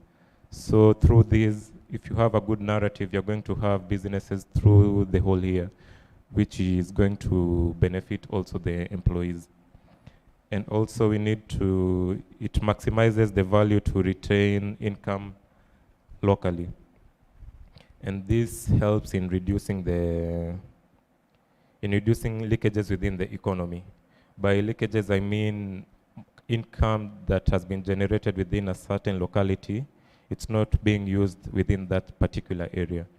An example, you'll see maybe you as an employee, you're going to be paid, and rather than using that money within, let's say, Mombasa, you're going to another area to spend that money. So that means that that money that you received, it's not being spent within a certain location. It's being leaked outside the economy. And it also helps in increasing spend per head and the length of stay. And this one means it's all about tourist expenditure, which can be measured in different approaches. The total vacation expenditure. This is the amount of money that the tourists have spent during their stay. And also there's another different approach whereby you can measure the exact amount that a tourist or a particular group is going to use within a certain day. So this is going to address that by increasing the spend per head and also lengthening the stay of the tourist. And lastly, promoting natural environment, history, cultural, and traditions. If you have a good narrative, You're going to attract visitors who are going to appreciate what you have naturally and also the culture of the people who are living there. And then to the main topic, what is driving the new alternative tourism marketing narratives? The first one I have there is availability of resources. Marketing in most businesses and organizations, they take a lot of the income that the company has. You need to market, you need to spend money in order for you to make money. And you'll find that in most organizations, marketing take a lot of income so that it can attract people who are going to come. And through this, you'll have, like Sheila said, you need to invest in mobile. What that means, you need to go digital, social media, Google Ads. The next one, we have the resources, professionals. Once you graduate, you're going to be employed somewhere and you're going to be considered human capital. You're going to, like through you, you're going to attract, and through the knowledge that you have gained in the university, you're going to use it in order for you to bring something unique to that organization. So you're going to be considered human capital. And professionals under the new marketing narrative, we have product development, which at Let's Go I'm currently under.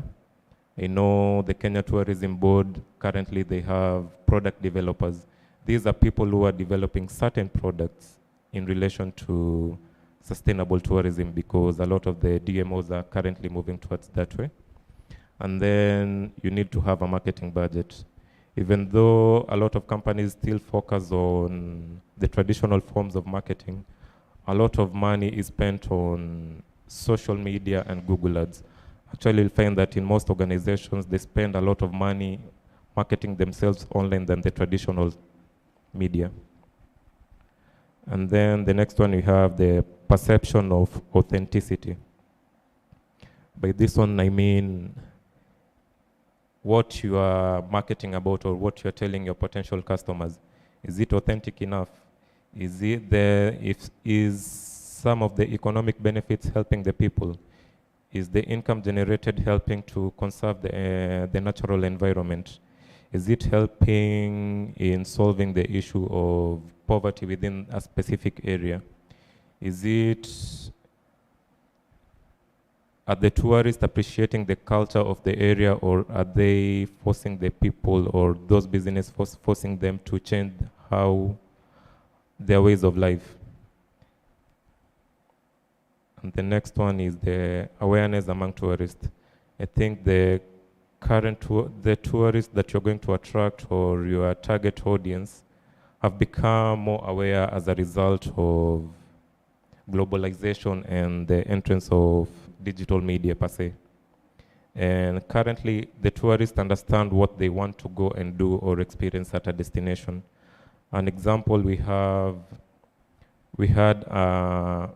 some guests who went to a certain place within Kenya, and they came back telling us that the specific area they went to, there was a lot of littering, which is something negative for that specific destination. So they have become more aware. They want to conserve the environment. And also some guests who went recently to Amboseli, they wanted to learn more about the lodge. They don't want to just go and sleep swimming or just go on a safari. They went and asked the management whether they can check on their solar. And Amboseli Serena have invested heavily in solar. So it's something unique to them. These are the type of tourists who are going to spend a lot of money within a certain locality so that they can gain that experience and learn something new within a specific area. And then lastly, we have the laws and policy. This will echo what Job had shared in relation to the Palau video. The government or the policies makers are coming up with laws and policies which are requiring all the industry, all the tourism players, be it in academia, businesses, the tourists themselves, to abide to certain policies and rules. Have anyone, last year in October, there was COP26. Anybody who followed it? Do we all know COP26? Do we know? Anyone? Okay. Following what happened in the policies that were formulated or what most of the government promised, the Ministry of Tourism in Kenya, they came up with Kenya's commitment to achieving sustainable tourism by 2030. And I can urge all of you, if you're going to work within the industry, you need to be updated on what's going on within the industry itself. Because these are the certain questions you're going to be asked during your internships or even when you're looking for employment. So I urge you, since we are all young, you can just make it your initiative. It's not up to the lecturers to do it for you. Yeah. And one of the policies that the Minister of Tourism had recommended, by 2030, they need to focus more on restricting the use of single-use plastics within conservation areas, which is going to be enforced strongly. And some of the conservation areas include the marine parks, our national parks, the conservancies. And another one was restricting, they are going to allow majority of the electric vehicles to be accessing the conservation areas.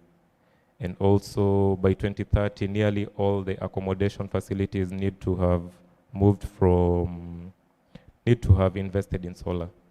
So it's a good document that you can have a look at if you're going to work in the industry. And then I conclude by saying many of the more specific or serious problems faced by communities as a result of tourism are due to the behavior of individual tourists or a particular group. And this is just a summary of what Job had shared through the video. You'll find that a lot of the tourists, when they go to a certain area, especially if they are rowdy, they are going to create something negative within that particular area.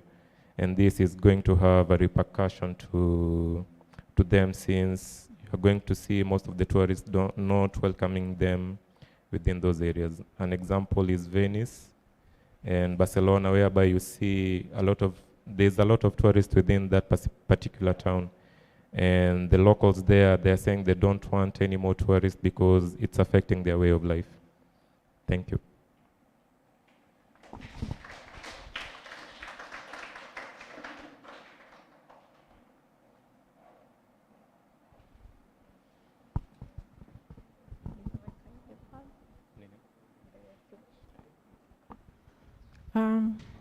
So you clap for Felix. Okay. So did someone learn something new from Felix? What is it? One, just one.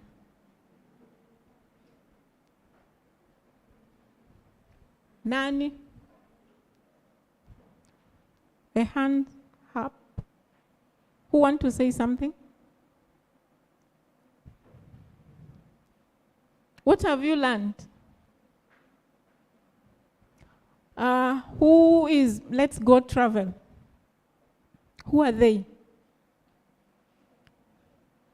Felix works at Let's Go Travel Uniglobe. What did he say they are?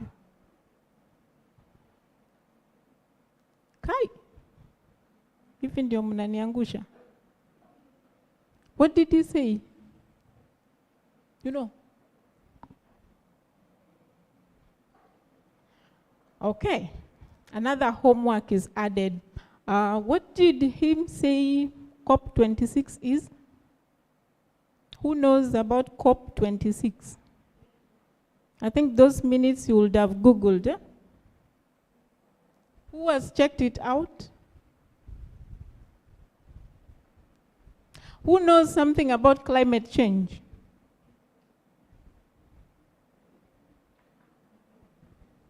Does someone know anything about climate change?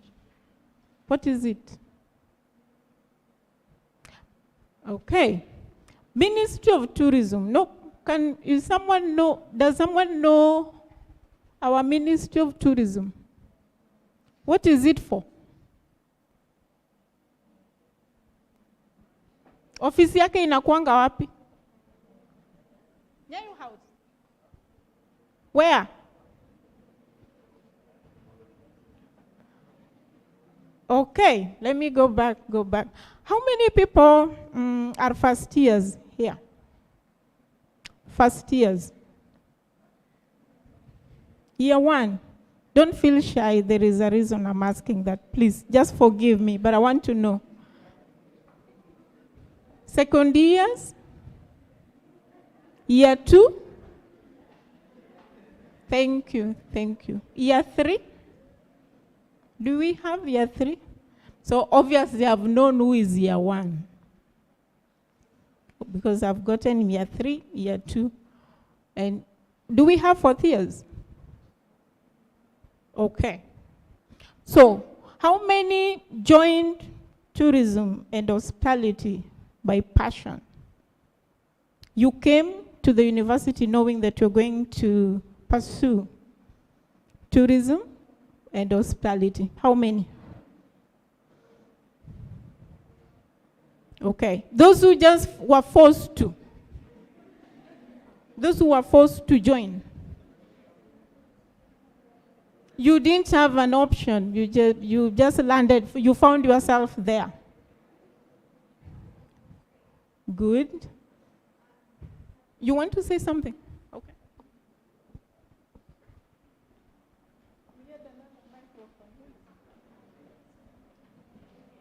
So what I'm saying is, mostly, PAM, the issue is we lack mentorship.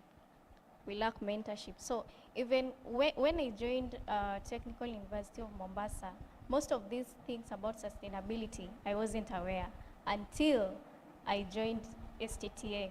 So you can join it with passion, but without mentorship, there's nothing you learn. So we lack mentorship. And I'm saying this because our lecturers are here. Yes, thank you.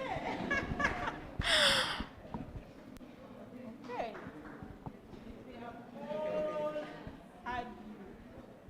Yes, please. I think there are some courses that, sure, if you just leave it for class alone, it might not go well.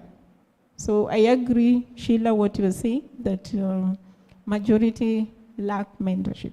So I just want to encourage those who found themselves in these courses. You didn't want it, but now you are there. You can change your mentality and do something better. And for those who really knew that they wanted to do this, congratulations. Because you just need to now put more effort and you will be there. And we are here for you. We are accessible, we are reachable. Just talk to us, whichever area you feel you are not getting right. And one thing I want to say, for all those people who are on Facebook, on Twitter, on Instagram, LinkedIn, how many are on LinkedIn? Do you know LinkedIn? Do you know? You know? How many people are there? Okay. Yeah, very few, very few. So please, even if you are on Instagram, where majority are, please just don't be posting your photos alone. Do something more than your photos. And I will remind you each day that get on Twitter, get on LinkedIn. They are free. Opening account there is just very free. Because most of the universities, I've been to two, there is Wi-Fi. In Pwani, there is Wi-Fi. Please don't misuse the Wi-Fi. Make use of it. Because if you are not in tourism, if you are not at par with current events, I'm telling you, you will miss. You will miss a lot. So you have to be at par. You have to know what is happening each day. You have to know what has been said, what is happening where, not around you, in Kenya, in the world. Please always read. And you can only know them when you're on the social media with the right perspective. Okay. I know all of you are beautiful, but your photos are maybe once in a day or maybe once a week. The rest, just browse and learn something. Is that okay? How many people know all the SDGs? Or what are SDGs? In full, it is an abbreviation, SDG. What is it in full? No, I don't want Sheila. What are they? What is SDG in full?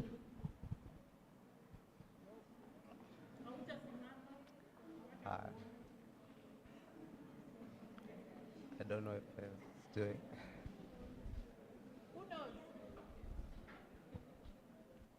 I think it's Sustainable Development Goals. Sustainable Development Goals. Ameipata, si ndio? Amepata? Imagine even yes, somebody is doubting. Yeah, she's very right.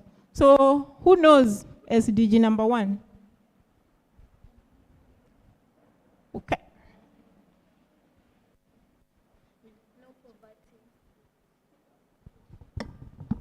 No poverty. Yes. Okay, number 5. Nimeruka. Number 5, who knows?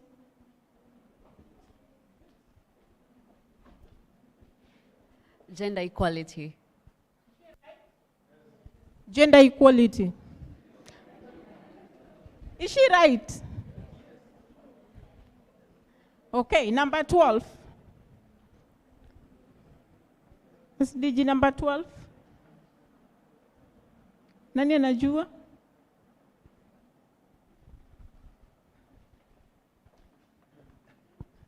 Responsible consumption and production.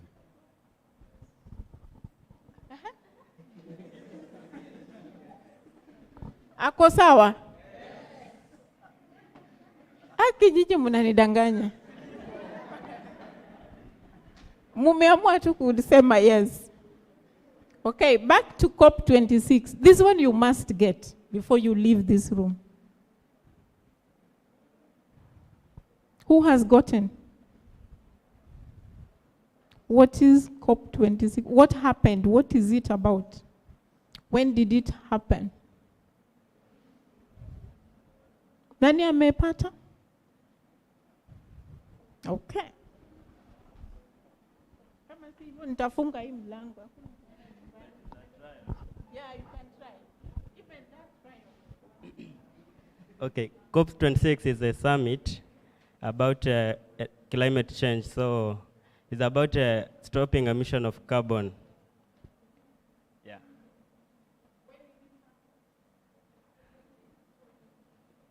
1980s. 1980s.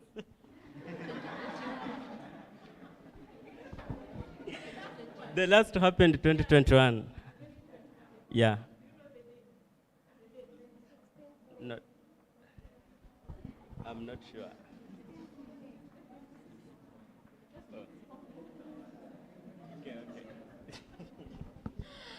Okay. So, our Ministry of Tourism, who knows the name of the CS? At least. And where is his office?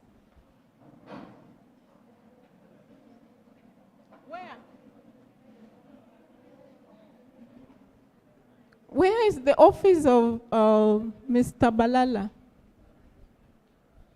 Ambassador? Who knows?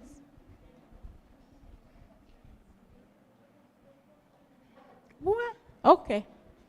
Okay. So my point is we have to know each and everything that is happening in the tourism industry, locally, internationally, regionally, and even in your house. Know what is happening. Do you know how you can practice sustainability in your house? How many dustbins do you have in your house? Dustbin. One. Where you throw bones, you throw potato peels, you put everything. Hapo mumeharibu. It has to begin right in the house. It has to begin right in the house. I'm just throwing a challenge to all of us that sustainability begins at individual level. Before we go out on Twitter to start shouting at our CS or at the government, serikali o, serikali e, what is you as yourself? What are you doing? It has to begin with us. Then it goes out. Then collectively, we can say Kenya as a destination is able to achieve 1, 2, 3. Okay. Magical Kenya. Sheila talked about Magical Kenya as one of the DMOs we have in the country. Who knows or who are Magical Kenya?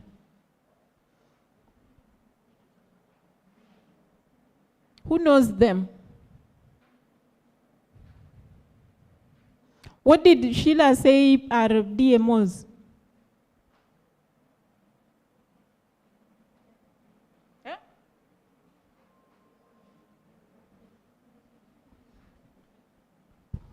Sheila said that DMOs are the marketing bodies. And Magical Kenya is one of them in Kenya. So still keep on checking all those things we are mentioning. It is to help you know and to know yourself. I'm trying to encourage those who found themselves doing tourism and doing hospitality, and they never loved it. Please, if you continue reading and you continue knowing 1, 2, 3, you will love it at the end of the day. You will love it, okay? Okay, so I want to give opportunity to our faculties who are now going to take us through the open discussion. So in the open discussion, that is where we'll ask all our questions and the comments that anybody might be having concerning all the presentations that we've been having. So I will request some seats in front here.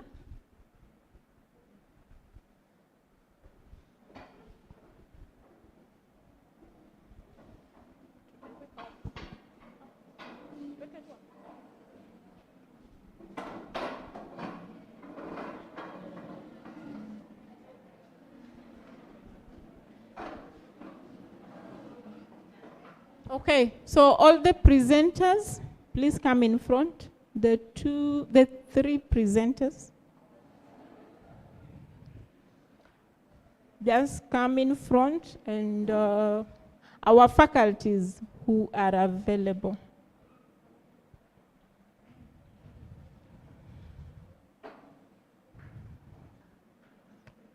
All our faculties, you will help us in answering all the questions.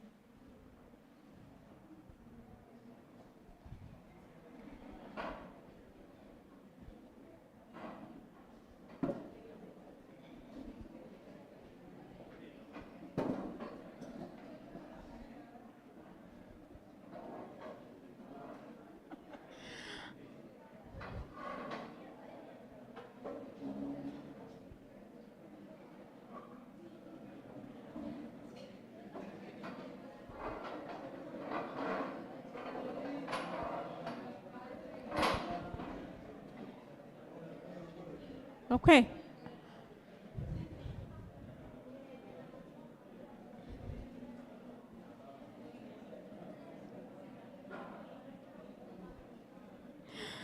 Okay, so I will hand over the microphone to Madam Judy Rope, who will, together with Mr. Felix, will coordinate this session. So there are 2 ways you can ask your question. 1, you can just rise up and speak. 2, you can write it on a small paper, then we collect and we pass to them. Is that okay? But I will prefer we speak. That will be very good. So you just raise up your hands and then we pass the microphone to you and you speak. If it's not possible, just write it down and then I will collect. Thank you, Madam Judy.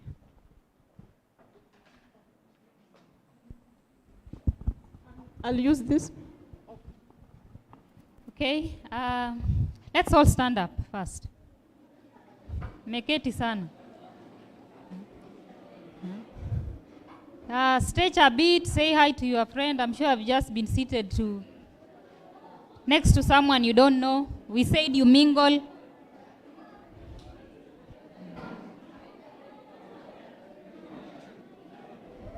Yes, this side, I don't see.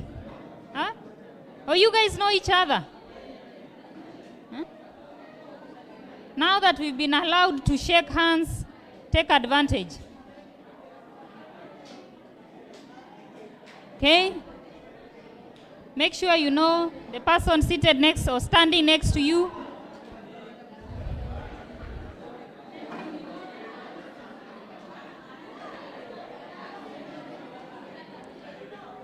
Okay, at least now we know that you do have a voice, because a while back you couldn't hear anything.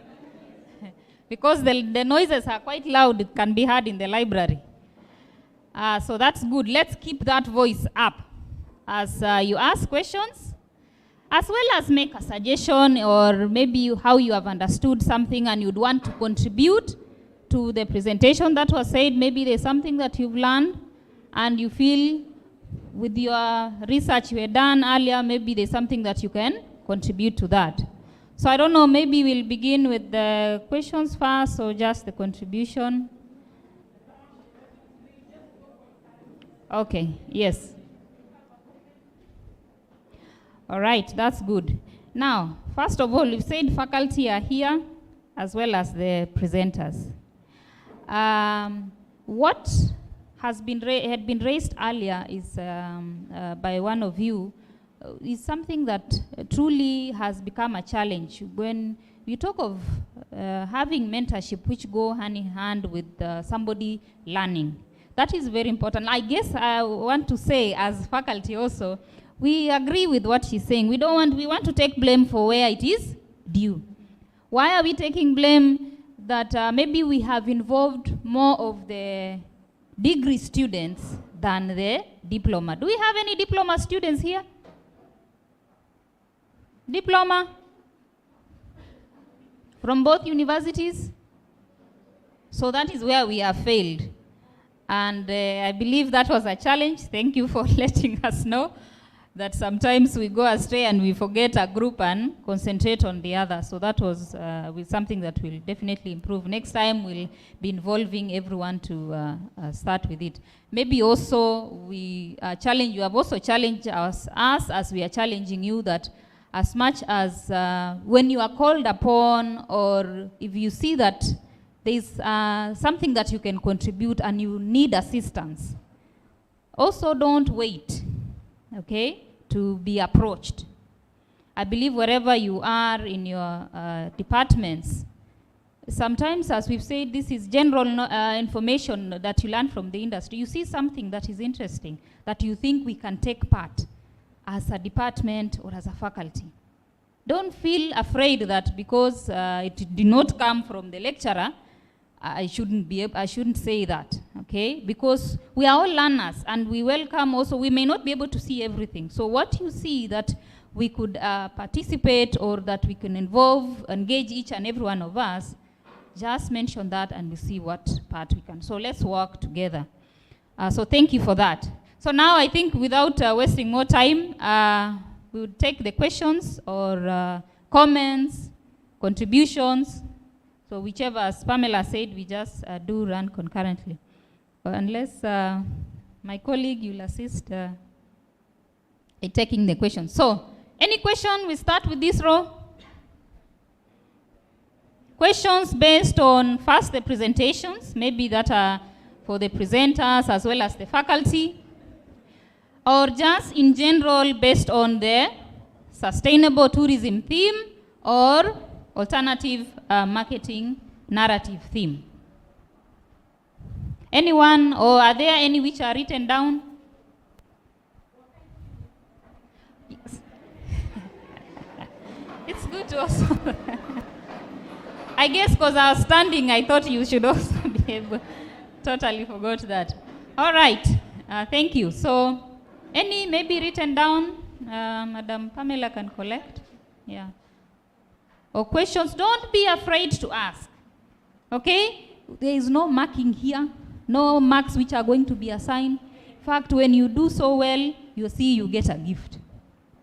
Okay? But don't feel afraid. I mean, we have left that teenage life. We are people who are free to converse, mingle, and communicate with each other. So just ask, even if it will sound stupid to you, but you never know. Okay, that question that you're asking, maybe for you, you are saying that, hey, should I really ask? Maybe it does not make any sense. Let us try to make sense ourselves. Okay? This row, any? The microphone will come to you, you can sit. We encourage Just you to raise your hand up and the microphone will come to you. Yes, we encourage you to ask the question yourself, but if you feel you cannot talk, if you have it written on a piece of paper, carry up your hand. I will get it from you. Okay, as we let this row, maybe this middle row is already prepared. Any?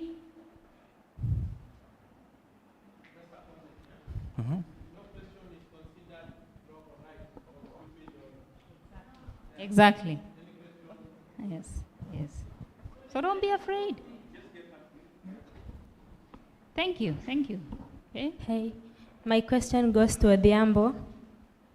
You said alternative marketing narratives can educate and engage visitors in meaningful ways. Can you please explain to us what these meaningful ways are? Thank you so much. Okay. Also, maybe you didn't understand something from the presentation and you just want it clarified, so do that. Yes, anyone else? I think they are taking the questions as they come. You can also just comment, appreciate the function today. Speak, let's hear your voice. Thank you. Hello. My question goes to Kasim. He talked about green tourism, and I would like to know the goals of green tourism. Okay, so he wants to know more about green tourism. Thank you. So note down the question, the panelist. Yes, anyone else? Appreciate, sema, salamu, speak. Huh? Oh, we are still writing. I can see some people writing down. So that's good. Yes, Mwalimu, there is someone the other side. Where? Right there. Yes, hello. Okay, my question is very general and it goes to all the faculty. Okay. So we understand the role that infrastructure plays in tourism, because these tourists need access to various destinations and attraction sites. But to my point of view is that improvement in infrastructure, it creates loss in the authenticity of a place. Let's say in my village, initially there were no roads, right? So when you come, you need to just walk. Even a motorbike cannot access the area. So you see the sweetness and that culture of just going to get water through your head and accessing places and also setting up fire. So when there was infrastructure improvements, now the place just looks like a town. We can't sell anything because what we are trying to improve is what they have. So when they come, they just see a refurbish of what they have there. So what role does infrastructure play, and how is it important in that aspect? Because it kills the ethnicity or the authenticity of the destination. Okay, thank you so much. Yes, I think that is good. It was more of a comment or a reaction to something that he has noted. And maybe also the question is on what really can be done, because we are seeing the aspect of authenticity, of culture being lost when you're introducing all these new things from the West. Maybe the lecturers will still comment on that. Anyone else? That's good, very good. We are doing well. Thank you. My question is, can sustainable tourism be a source of livelihood in developing countries? And if the answer is yes, can it substitute the primary sources of livelihood? Thank you. That's a good question. Very, very good question. So, which I believe mostly would have the panelists or the faculty being able to contribute This wing to is that. dead, eh? What's going on? I'm sure even some of the questions also, we have even your colleagues having that information, or they have their contribution on that. So don't feel afraid if there's one question that has been asked and you know you can respond to it, or you have something to contribute on that, feel free to do that.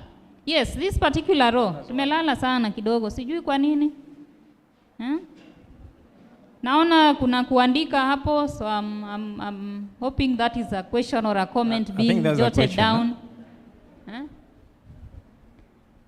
Don't be afraid. Okay?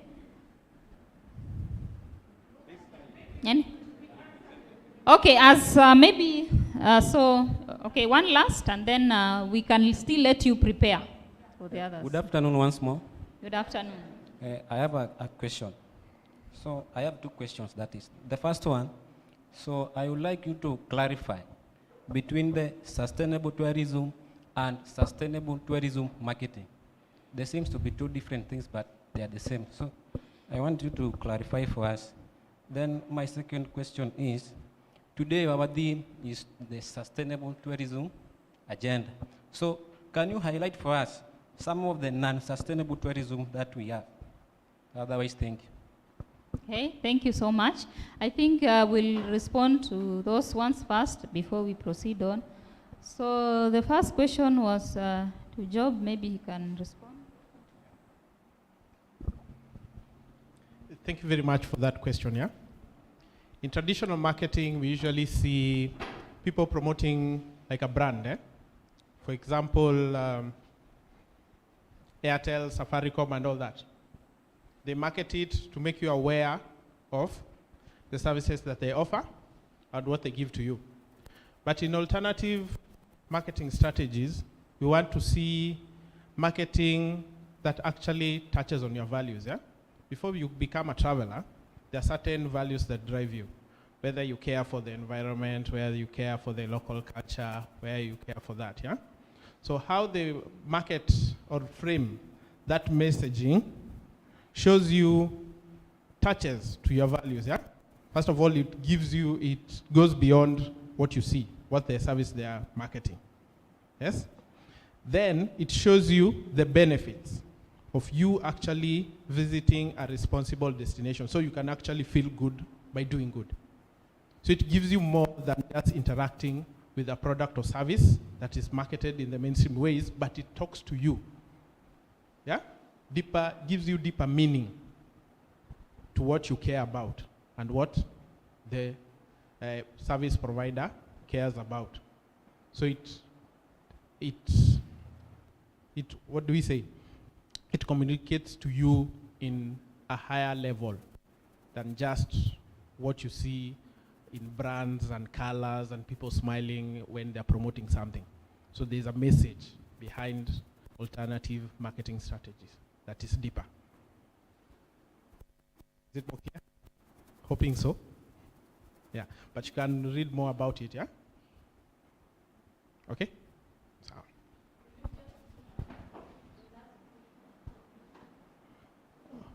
So.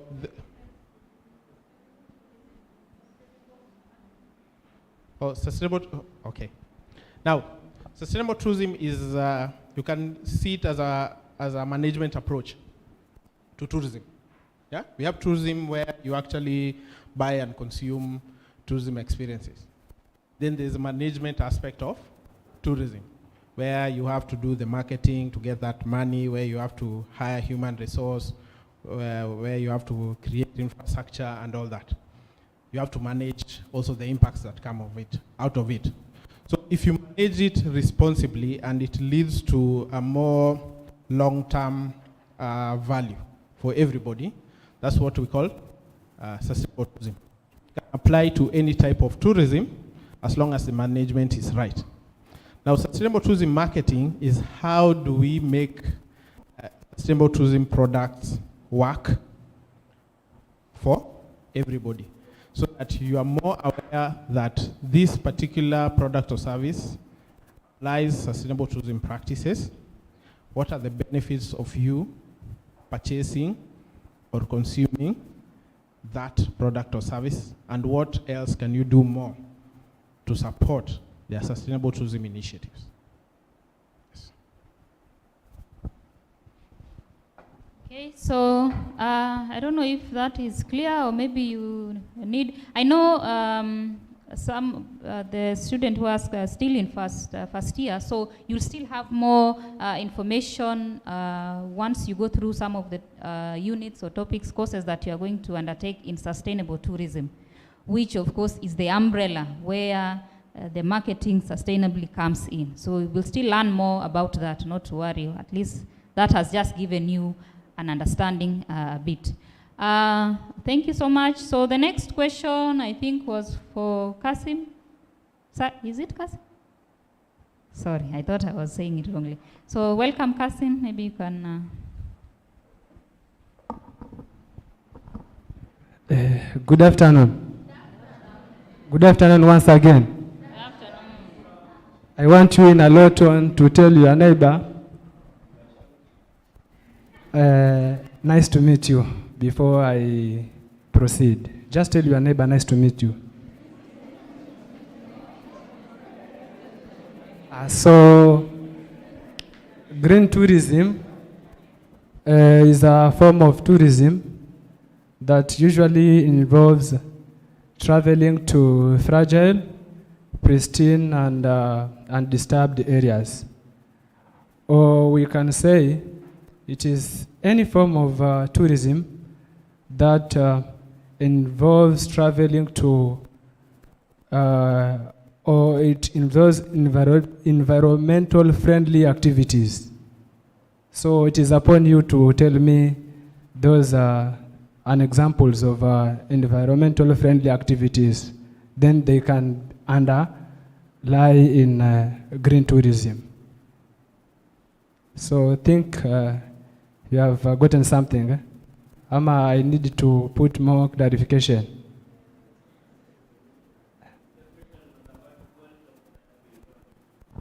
Pardon? Yeah. As we say that the focus is all about the environment. Among the goals of green tourism is to conserve the environment. And we can also say that we have the indigenous species.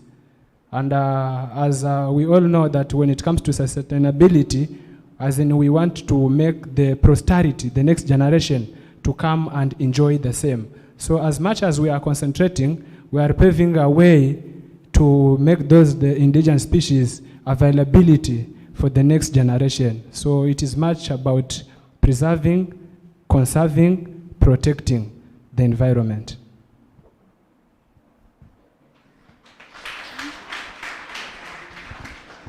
Thank you so much, Kasim, for that good response. I believe that has given a bit of an understanding on what green tourism, and we talked of sustainable. These are words that refer to the same thing. So we are seeing those three areas, those three pillars of sustainability, which is where each objective will come from. What do you expect to get in terms of economic sustainably? Think how you will benefit the community by providing work for them. Come to environmental, which he has talked about, how exactly will be the benefits that comes to the environment, and social, which is now the community. Those are the things that will form the objectives of what green tourism is meant to do. Okay, so thank you for that. There was a question, I think the next question was on infrastructure, or maybe I've skipped one. Yes, on infrastructure, which was, as I said, more of a comment that he was giving, and also still a question that he was asking. So I don't know, allow me, Dr. Pepela, something on authenticity. I believe this could be an area you can.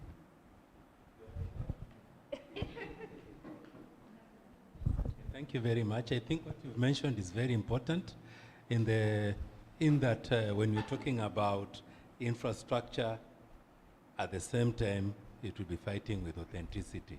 It is true, your observation, that when we improve on our infrastructure, we tend to penetrate into the authentic areas that initially had certain benefits that a tourist was looking for.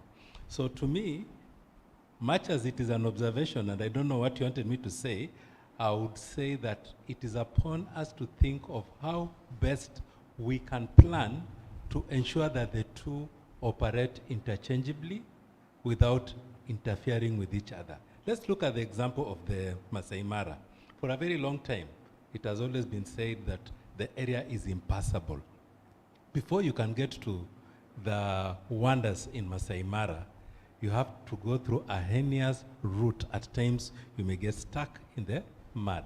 But unfortunately, now that we have a road all the way to Sekenani, you find that the area is much more accessible, but some of the wild that could be enjoyed before you get to the gates is no longer accessible, isn't it? You can't see anything. The same thing also happens when you are heading towards Shaba and Shaba National Park, Buffalo Springs, and so on.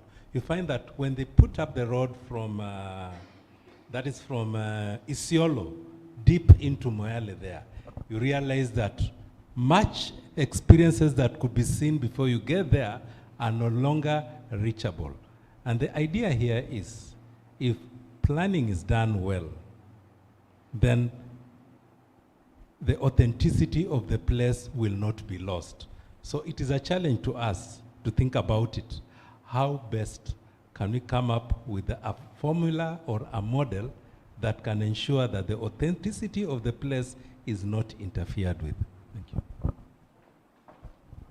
Yes, just to add on what Dr. said, to me it's actually a case of a balance between modernity and the fact that we also need to make money out of tourism. We need economic prosperity, but at the same time we also want this money to come in. We also want the livelihoods of our people to be improved.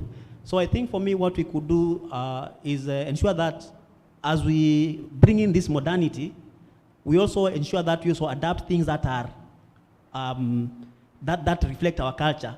Like for example, when you're coming up with our homes and our urban centers, can we borrow from our cultural construction methods, so that when we are still, it's a bit modern, but we still have cultural aspects in the structures that we put up, so that we don't do, as he's saying, we want to develop another London in Mombasa, for example. They have a better London there. They don't have to come and see our low quality London in Mombasa. So, but we can make our Mombasa unique in terms of the cultural designs that we employ in terms of construction. The same thing.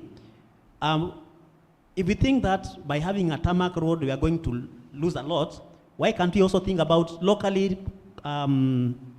materials that we can use to pave our roads in a way that will still maintain, will ensure that we provide accessibility?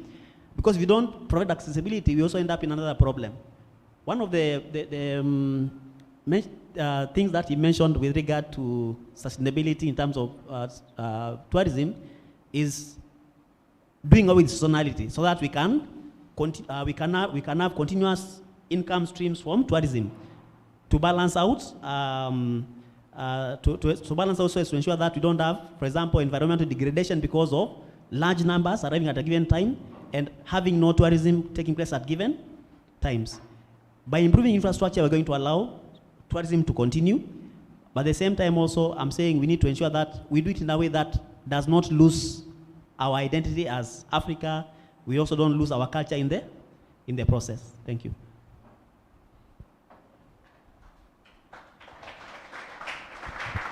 Thank you so much. Joe, maybe. Just to add to what they are saying, yeah? When we are designing destinations, we are not designing them for tourism. We are designing them to improve the quality of life of the people first. Then tourism comes in later.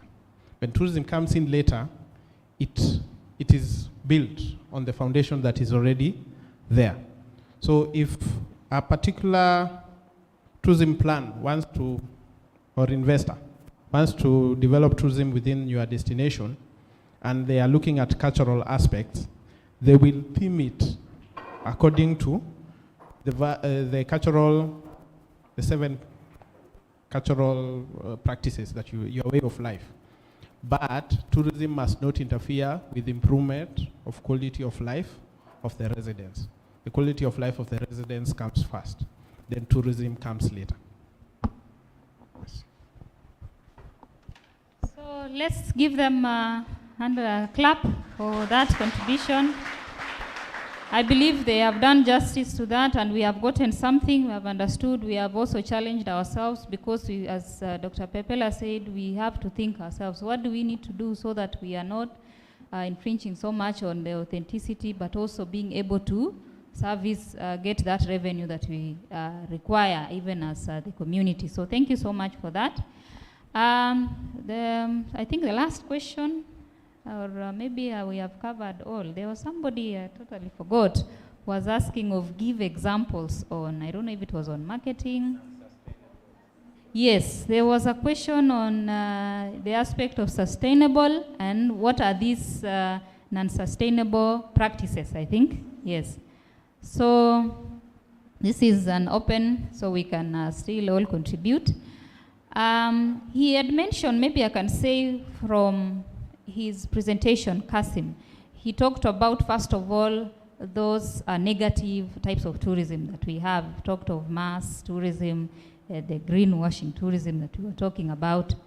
And what you need to think of is, if we say what is sustainability that we are preserving for future, then we are seeing the non-sustainable definitely not considering all that, not considering the social, the economic, and the environmental for future uses. So that means it all involves about practices that entails harming and degrading, of course, the resources that we have that in the future, because we know resources, are they finite or infinite? Tourism resources. Do they, okay, I don't know if that word is the one that is bringing, maybe that, do you understand my question? Resources in tourism. Do you say finite or finite? Maybe my, my English depends where I got educated from. Is it finite or infinite? Yes, let me use that. Infinite or? Yes, or finite. So, which is it? Anyone who can tell us? Just, yes. Okay, so that, what does that mean when you say they are finite? Anyone? What does it mean?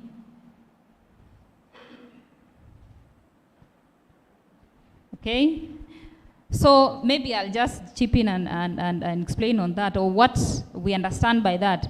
It means that it is not there forever. They are not, you know, it's not something that you know you'll use and you will never exhaust. So if you don't use it, so it's exhaustible. So if you don't use it well now, you can actually exhaust, and in future we'll not be talking about tourism. It will be just something that is in history. If we do the unsustainable, or so that we practice unsustainable tourism. So I'll give it, maybe some of the panelists can also add on, telling us what are some of the unsustainable practices. Sheila, you are okay? So, as mentioned before, examples of unsustainable tourism practices can be over-tourism, which is also referred to as mass tourism. We have over-tourism can be traveling to a destination, or rather, let me give an example, an easy example. We have the beach. So many people, especially during December, we have so many people going to the beach. And at the beach, we have the corals, whereby if you step on the corals, they definitely die. So that is an example of mass tourism. And another one is the means of transportation. By aeroplane or by road, we know that these modes of transportation, they emit some gases which are not, how should I put it? Yeah? Yeah, not good for the environment. Yeah. And another one, my lecturers, or rather, the what? Faculty, yeah. The faculty, they have talked about greenwashing. Yeah. So such are the examples of non-sustainable tourism. Thank you.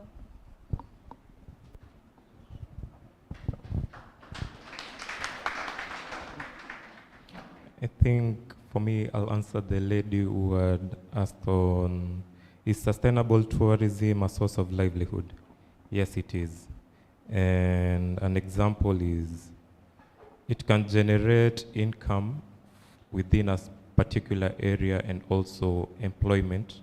And employment is like, for me, what I'm doing at Let's Go Travel, since it's a it's practicing sustainable tourism practices. So for me, it has created employment for me. And within a hotel setup is going to create employment for the locals who are living within that area. So yes, it can be a source of livelihood. And can it substitute other primary forms of livelihood? In some cases, yes. Take an example of poaching. If a poacher can be reformed, he will move away from killing that particular animal and getting other secondary or primary sources of income, either through employment or as a multiplier effect, whereby you'll find that a farmer whose basically role is to grow and sell his produce, he will supply it to a hotel. And through that, he's able to generate income for himself, even though he's not particularly primary benefiting. It wasn't his primary source of income to supply it to the hotel. Maybe he wanted to do it so that he can take it to the market and sell it to the local people. So by selling it to the hotel, he's getting an additional income from it. Thank you.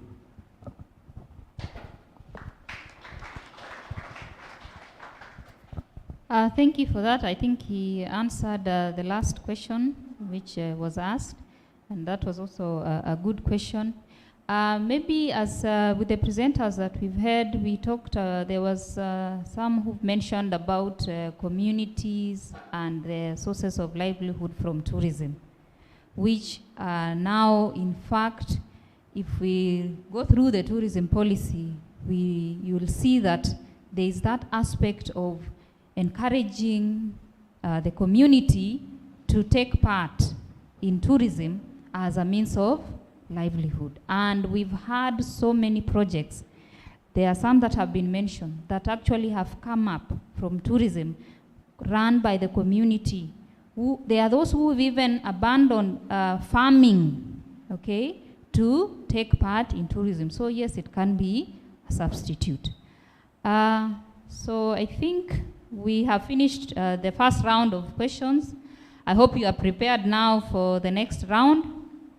And I also want to say that if you have questions on the STTA program also, maybe we didn't get much, you can also ask on what are the things that you benefit, how can you participate even outside this session.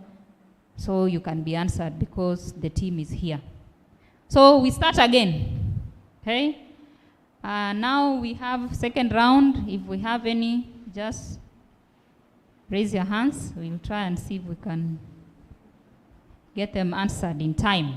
I know lunch is approaching very fast. Anyone? Questions, comments?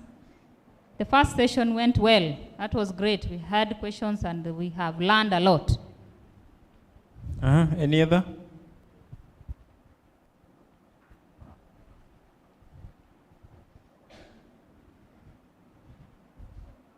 So it looks like there's already a question written down. That's good. Or I'm supposed to read it out first. Yes, so that they can hear. Pass on those questions. If now this is the session Tourism. of passing on. What is this? Tourism in... okay, tourism in Pala by the first presenter. Explain how tourists themselves who visit... Hey, what is going on with this thing? Hold it for me. Okay, thank you.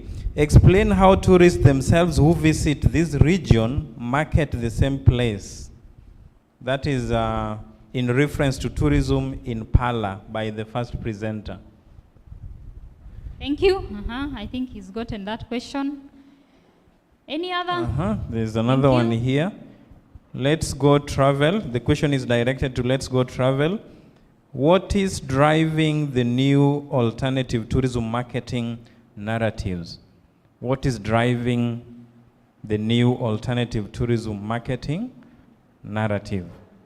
What is the force behind it? Thank you. Any other? But it means we maybe tulisinzia kidogo. Sio mbaya kuna joto because he talked about those things. Hey, when you are writing these So things, that's please. fine, Usiandike kama Mwakenya. Just some I can not even read. Why is cultural tourism dormant in Kenya, and how can we revive it?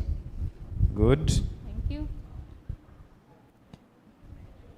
I think the Department of HTM should come up with a zoo in the university premises.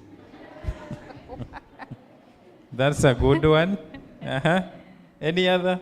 There was some... Somebody behind there. Okay, I'll give you the mic. Let me pick these ones first. Do mass tourism bring a negative or positive impact to the community? Any other? Okay.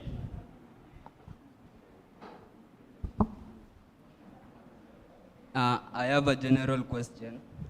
So there's Najib Balala. Currently is inventing electrical cars which be used in parks.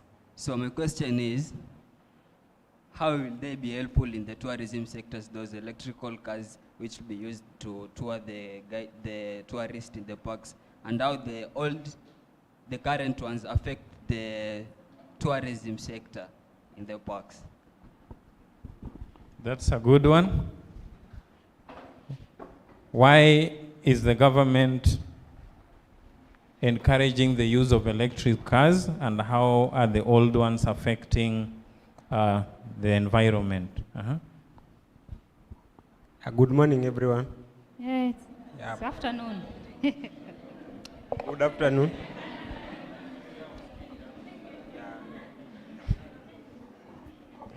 So my question is, Madam Pamela said that you can be a member of Sustainable Travel and Tourism because they are on Twitter, Facebook, Instagrams.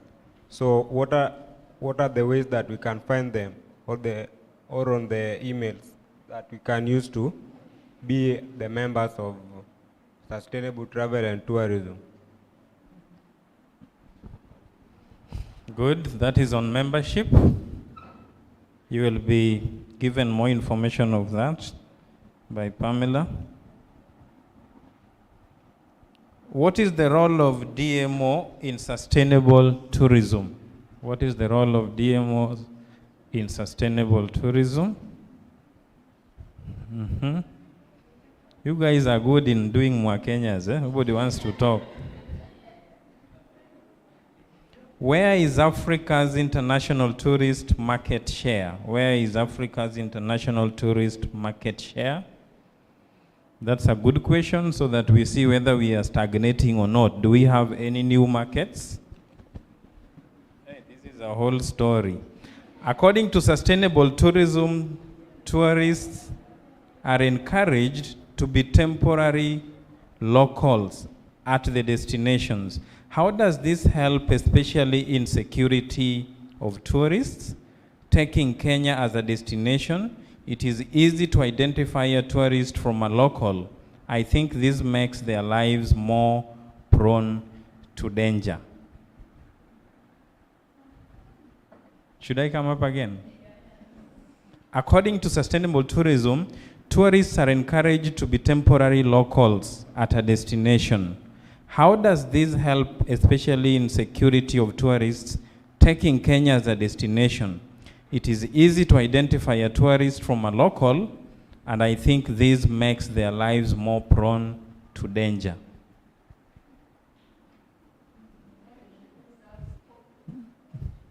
So in Kenya, you meet people on the streets, you can tell who is a tourist and who is a local. From skin color or what? I don't know. Huh? What about the local tourists? Can you easily tell this is... How?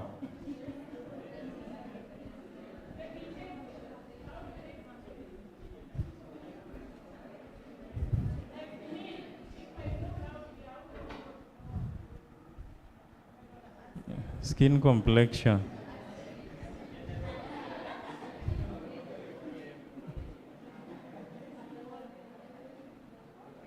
Okay, we will respond to that.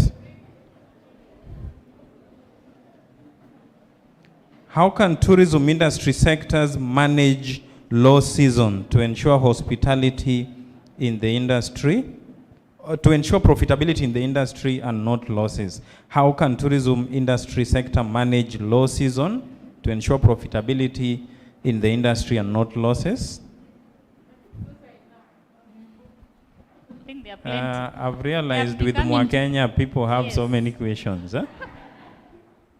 Yes, we can respond to them one by one. Wow, I can see several lists that the panelists have. So,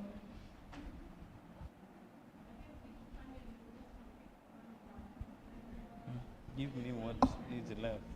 Any?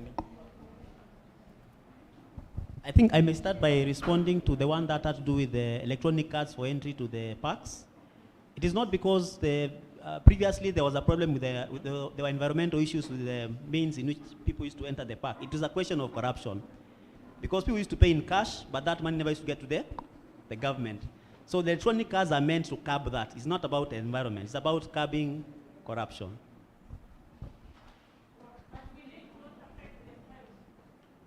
You don't leave the card in the park. You carry it with it. Because it's like more like an ATM card. You take it with you. It's actually a prepaid card. Use it to enter the park. Then you leave it. Once you leave it. You don't leave it in the park. It was a measure to deal with corruption.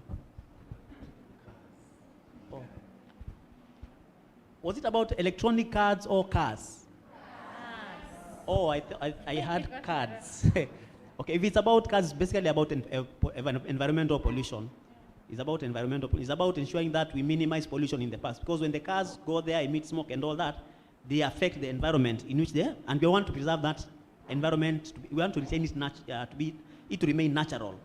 By ensuring that we are not emitting gases, we are not making noise, because those cars are also noisy, which end up also disturbing the wildlife in the parks. So it's about the environment and ensuring that it remains as natural as possible. Now, just to add something small on the same, we know that currently the whole world is talking about global, the global warming, right? And even as we speak, different parts of the country, we are experiencing heat that has never been experienced before. Almost everywhere. I saw a meme. You know, Kenya's funny thing, we are very good at doing memes on everything. I saw a meme where somebody was talking about kama mahali huko hakuna mvua, kama kuna mahali huko kunanyesha, nitumie picha, nimekula fare. I don't know what that was meant to achieve, but I think kuna mtu alikula fare, alikuwa anataka evidence to give excuse that it is raining, I can't make it. But ideally, it also meant that almost in every part of Kenya, there's no place where it is raining. Now, the current cars produce a lot of carbon, and we know carbon is very dangerous when it comes to the depletion of ozone layer, which brings about the global warming, the greenhouse effect. You can read more about that. Though the issue is about emission of carbon. The electric cars don't emit any carbon, and that can go a long way in helping with the protection of the environment.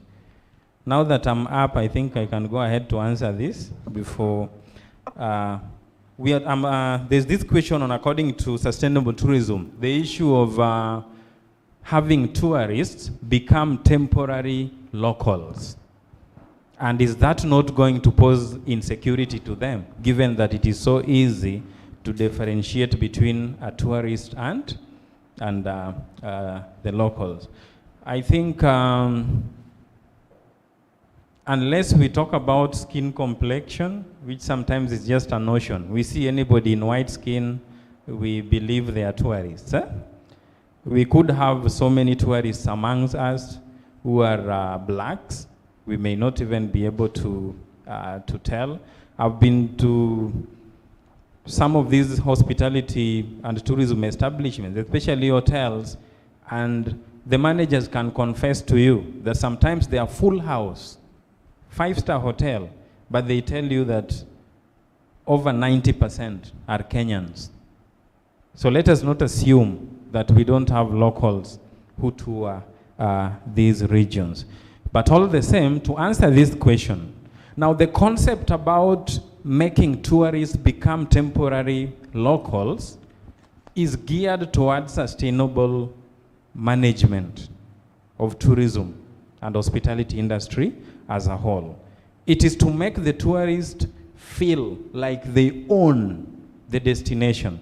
They are not supposed to have that mindset of, I'm just visiting this place so I can do anything, I don't care what happens tomorrow. Once I enjoy myself, I don't care what happens tomorrow. But then the concept is to make them feel like they own the place. They are part and parcel of the society. Because sustainable tourism is about managing tourism for today and tomorrow. That is the simplest way. One of the simplest ways to explain what sustainability is all about. Managing tourism for today and tomorrow. You enjoy the tourism, make profits out of it, but ensure that for the future generations, they still have the same experience that you are having today. So we engage them, we encourage the tourists to be local residents so that they engage in tourism activities, but also do it so carefully as if they are doing it in their own homes. Have that ownership of the destination so that you don't have the I don't care attitude where you drink water, just throw the plastic bottle because you are like, I'm in Kenya, my home country is Canada. I don't care about what happens in Kenya. So you become part and parcel of the Kenyan society, feel like you own Kenya as a destination so that everything you are doing, you do it in a manner that is in line with the sustainable practices in hospitality and tourism. Thank you.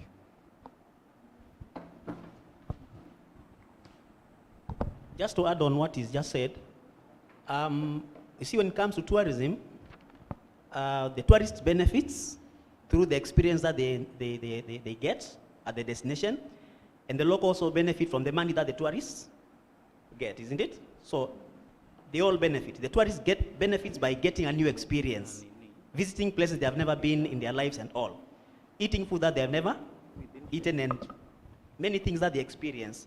And the locals benefit by getting the money that the tourists bring. So that means that the locals have a duty to protect tourism because they earn from it. And as such, they have a role to ensure that they put in enough measures to ensure that tourism as an industry that benefits them economically, provides them with jobs, and all is protected.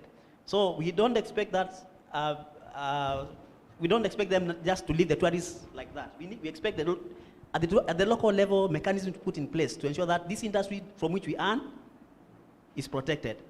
So we expect everybody in that community to play a role in ensuring that we protect tourism. So that's why by having tourists at the local level doesn't necessarily mean that they should be endangered, because we have a duty to protect them. Otherwise, if you don't do that, they don't come and we lose out.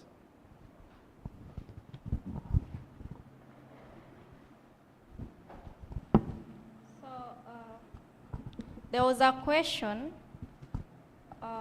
what is the role of DMO in sustainable tourism? So DMOs are just destination marketers, and I talked about Kenya Tourism Board, or rather Magical Kenya. Their work is to simply market our destination Kenya.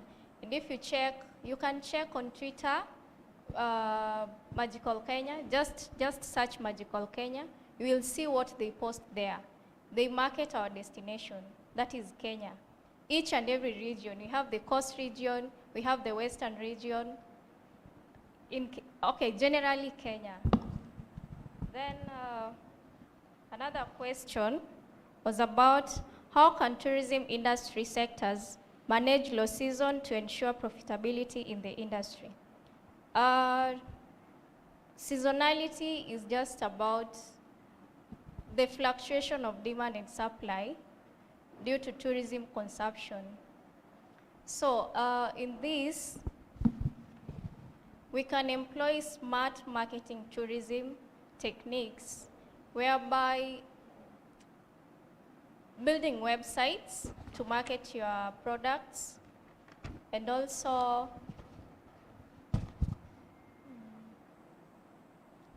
smart marketing ideas, that is building websites, showcasing your just exactly what Magical Kenya is doing, marketing our destination Kenya, so that people can be aware of the destination, that it exists. And also exploiting the other destinations which are not visited. Like, for example, we have the Northern Kenya and Western Kenya especially, because can someone give me an example of a tourist attraction in the Western Kenya? Yes? The Crying Stone? Or rather the activities that you can do in the Western Kenya.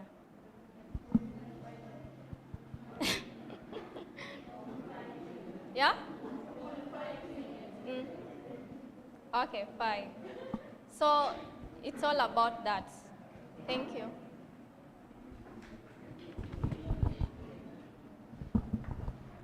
Okay, thank you.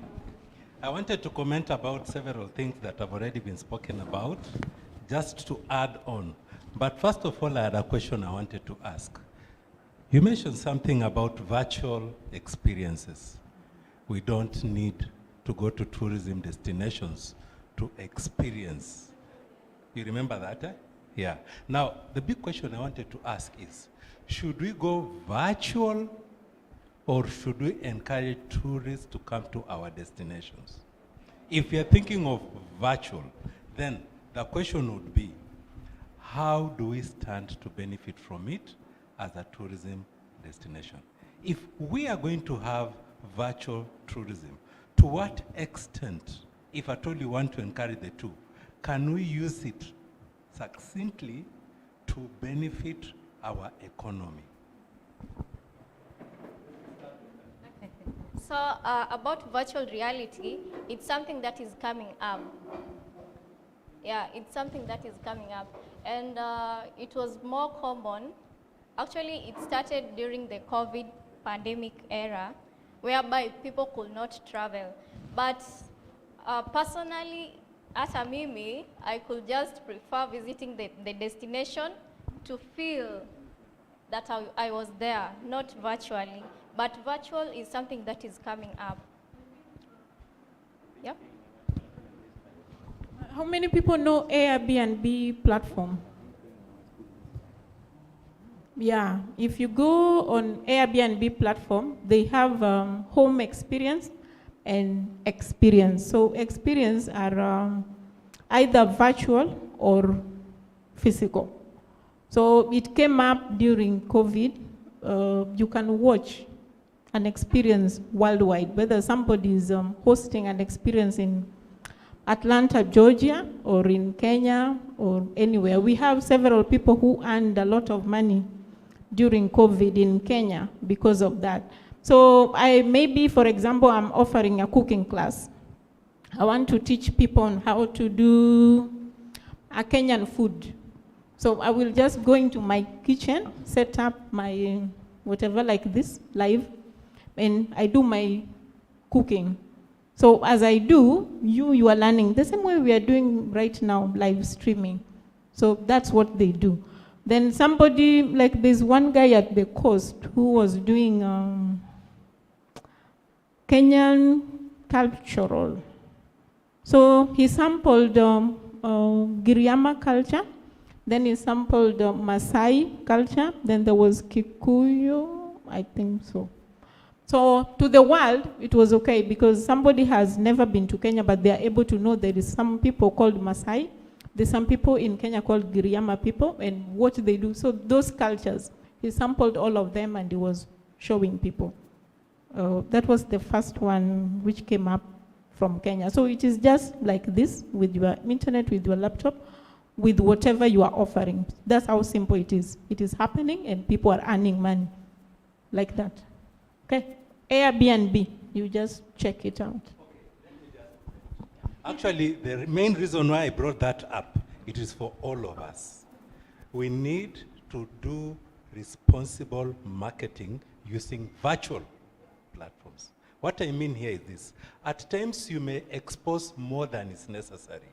And the question the consumer will ask himself, why should I go there if I'm having the experience? So how we live out the very important nitty-gritties is very, very important. We need to use it to induce visitors, to make them feel like Kenya is a place to visit. I hope that is clear. So that is one comment I wanted to make. Then the second one, I wanted to comment about, somebody talked about having a zoo in Pwani University. I'm left asking myself two questions. One, should we go natural or should we go artificial? What is the purpose of artificial? Now, even before we go into that, I would say that, yes, Pwani University has a very big compound, and I believe whoever was asking that question is aware that we have a nature trail. And at the same time, at that nature trail, there is a very big pond that is supposed to be transformed into a small lake. Now, there is a lot that can be placed in there. But before we even start thinking about it, we are endowed with a lot of attractions around us. Let me just ask a question. How many of us even know where the snake park in Kilifi is? By show of hands. How many of you have visited it? Mtu mmoja. Sawa sawa. So please, this is what I'm trying to say. Let us avoid being lazy. We have a lot around us. It just takes a little of our time. Instead of just scrolling around your phones and running to the beach, there are many, many other things that you can do around here before we even think of coming up with the zoo. Two, if you're coming up with the zoo, what are you expecting to see there? Lions? Elephants? Chimpanzees? If anything, we may need to put there animals or wildlife that is found in this local area, isn't it? Now, why should we place them in a zoo if you can easily explore around and have the real experience with them. Anyway, I don't want to go much into it. But what I'm saying in short is that it is an expensive venture, and even taking care of the animals is a big cost. Sawa sawa. But it is something that we can think about. Then the other thing I wanted to comment about was culture. Somebody said, why is it that Kenyan culture is dormant? I've led to the question mark. Okay. Why is cultural tourism in Kenya dormant? Now, it is true to a level, it is faltering. But then this is a challenge. This is what I always tell my students. You came to school, first of all, to learn. 2, identify gaps. And 3, think about how to take advantage of those gaps so that they can give you a shilling at the end of the day. You need not look for a job when you finish university. You need to be employing people. Take that as an opportunity. It is true. When I first came to Kilifi, we had so many, actually we used to have very many cultural dances around. Nowadays, I don't hear of anything. 2, even on the streets in Kilifi, you could get old women putting on maandos. Wait, maando ni nini? Mahando are those traditional attires. Thank you. The dress code. Ladies walikuwa navaa hando peke yake, huku juu wako free. And they just soak around. Now, I mean, it was very common around here. Very common. Right now as we speak. You know, it is a bit sarcastic that you are laughing and yet you are asking why our cultural tourism is dormant. You are directly contributing to that. I hope that is clear. So the idea is this. We need to repackage our tourism experiences. Somebody asked something about seasonality. The big issue here is diversity. How can we diversify our product so that at least at every other period of the year, we have visitation in this destination? That is one way to go. So the big issue here is how do we package? How do we review? How do we diversify our product? And majorly, we should think cultural tourism, because that is the direction that we have a sure way that is unexploited, as you're putting it, and it is one way that may attract visitors to come to the destination. Let me put it in another way. A guest is coming in to visit the parks. Another one is coming in to enjoy our pristine beaches, relax at the beaches. Mvua inanyesha, there is a storm, and you came there specifically because of the experience. Are you going to enjoy anything there? It will be a wasted experience. But if you took these other experiences that are around, you are likely to get a more rich experience while you're heading back home. I hope that is clear. Eh? So to me, I'd rather that we take this as a challenge. We should not be asking why it is dormant, but we should be thinking of how we can revitalize it. I hope that is clear. Then the other thing I wanted to mention also before I sit down, and you excuse me for this, was something to do with security. We need to understand, nowadays, tourisms are attracted to hedonism, experience. That is what brings them to destinations. It's not just a matter of coming, seeing the animals, and going. What else are we seeing in that? What is this new thing that I'll take back home? Ndio, najua hii ni simba, na najua hii ni nini? Ndovu. Mimi wanaziona kwa TV. What you're talking of, virtual, isn't it? But what is this new idea I'm going to learn about them? Who is going to give me this information? I remember there was a time we were talking about a situation in one of our attractions around. You're going to Vasco da Gama pillar. You see the pillar, and then you leave. What is the experience? the stories that go with it that are cultural oriented is what we are supposed to be selling. And who is going to do that? It's you and me. So take it as an opportunity. Thank you.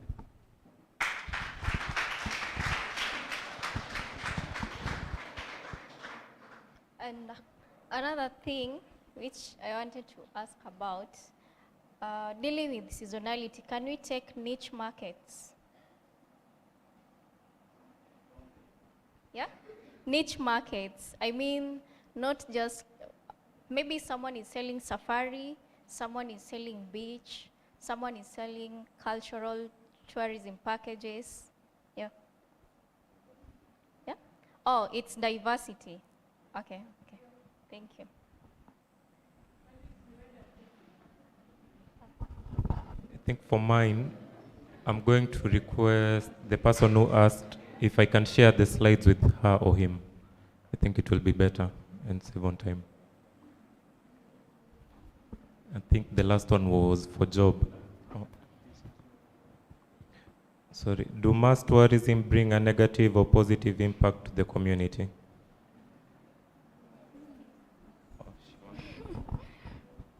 Okay, so about mass tourism, when visitors come to our destination, definitely they bring income.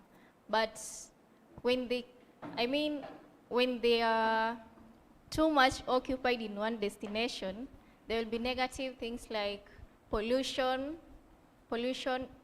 Just an example of us coming to Pwani University. Maybe some of these students, you carried plastic water bottles and you don't put them, you don't dispose them in the right places. Yeah, not disposing them in the right places.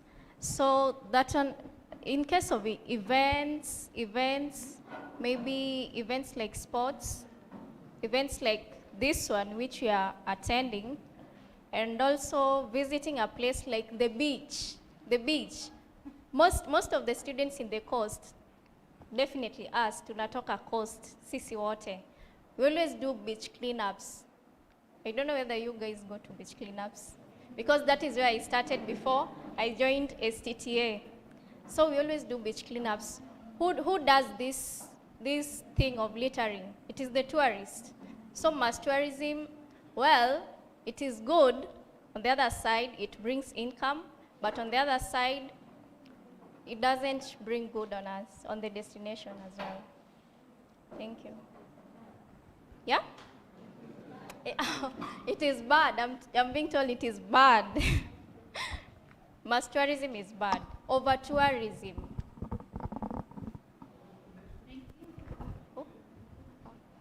Job, I think, can give us the second last. There's somebody who wants to ask a question?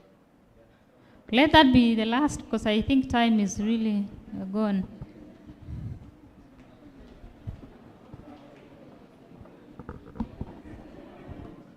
So, which is which? Should we encourage mass tourism or should we discourage it?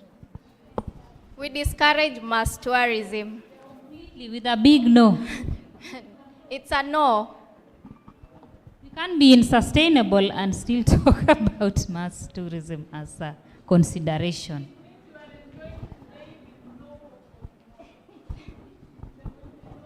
So, I will answer this question, then also contribute to the mass tourism debate. Yeah?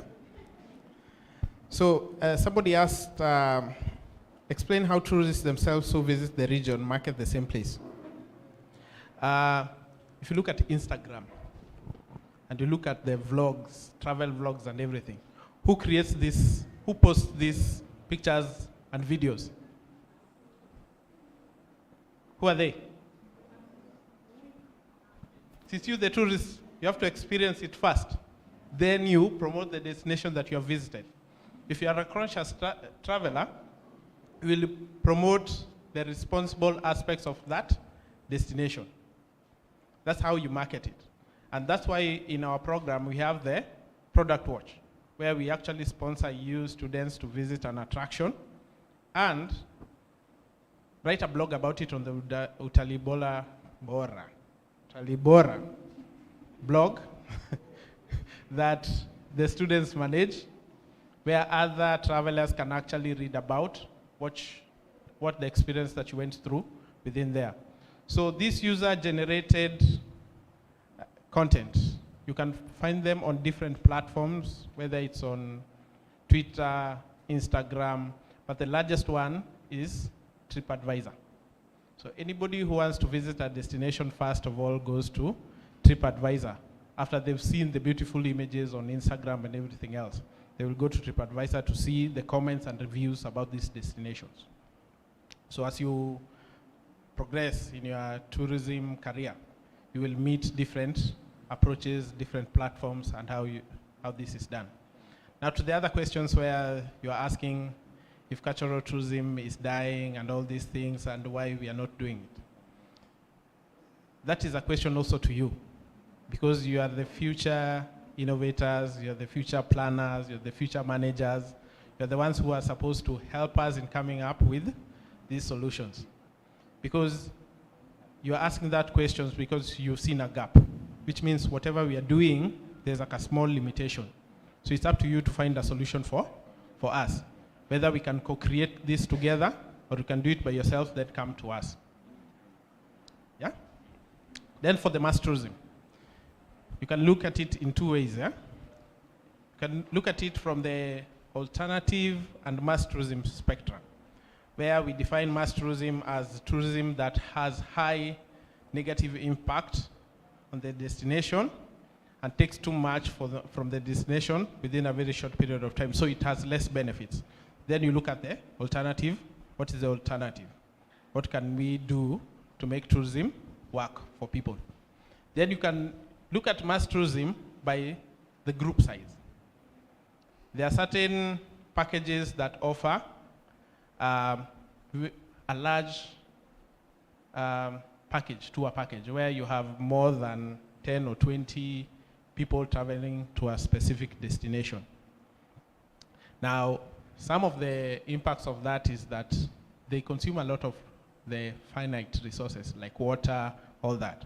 Then these people always tend to stay within one particular destinations, because these packages are often inclusive. So you'll find them staying within a small locality. So if you want, of course, they're bringing in revenue, but the revenue is not spread out. So you can have that mass tourism, but encourage people to visit certain destinations, visit the hard places, and if they must interact with locals, you must minimize the negative impacts.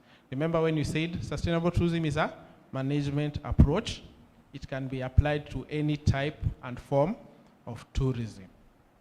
Some destinations might thrive on large numbers, but it can be managed in a responsible way. Some destinations can thrive on less numbers. But for a long time, tourism has been promoting, or even how we measure our competitiveness, it has been on numbers, which is wrong and right, yeah? Because right now we are moving towards value creation for that particular destination. You cannot measure only on visitor numbers. You have to measure on how much do they bring within that destination, how much of that money goes to the locals, how much of that money goes towards conservation, and how much of that money goes towards infrastructure maintenance, because tourists sometimes damage existing infrastructure. So how is that money spread out? That is the most important. Okay? I think I've answered those questions.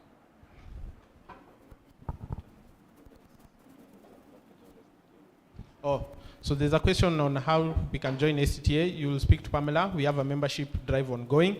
It's only 100 bob. Membership fee per annum, and this 100 bob goes towards your certificate, and it goes towards your participation at the end year forum, We usually have an India forum where we award the rising stars, people, the students who have shown initiative to champion sustainable tourism in their own little way. We usually have a way of tracking participation of each and every student. So it depends on how vile unaonekana, yeah? Kinyamaza tu hapo hatutakuona. So sometimes we also go to social media. If you interact with our handle of one of our handles, of our partners' handles, we'll have a way of tracking you and the activities that you're doing in school and on the social space. So we'll identify students and award them and recognize them at the end of the year. Apart from the membership, you can also apply for the Rising Stars cohort. This is a particular special one, where apart from us identifying you as a champion, you can also apply for it, but you have to be very specific on what you want to gain from that particular program, because this one is very interactive and very intensive. It's an internship opportunity or a mentorship opportunity that will help you actually achieve what you want within your career in tourism, because tourism and hospitality is very wide. You can choose to go with one particular area in tourism or in one particular area in hospitality. For example, for me, my major area is in natural resource management, but in tourism. I also did tourism like you. So you can choose one specific area that you want to go to. Like today, we are talking about marketing. You want to can become a marketer in tourism, but you're still studying tourism and hospitality. Okay? So you have to be very specific when you're applying for the Rising Stars cohort, and you have to show what kind of change in terms of development you will bring. Thank you. Yes, there's a link. You'll see Pamela. She'll share with you the details.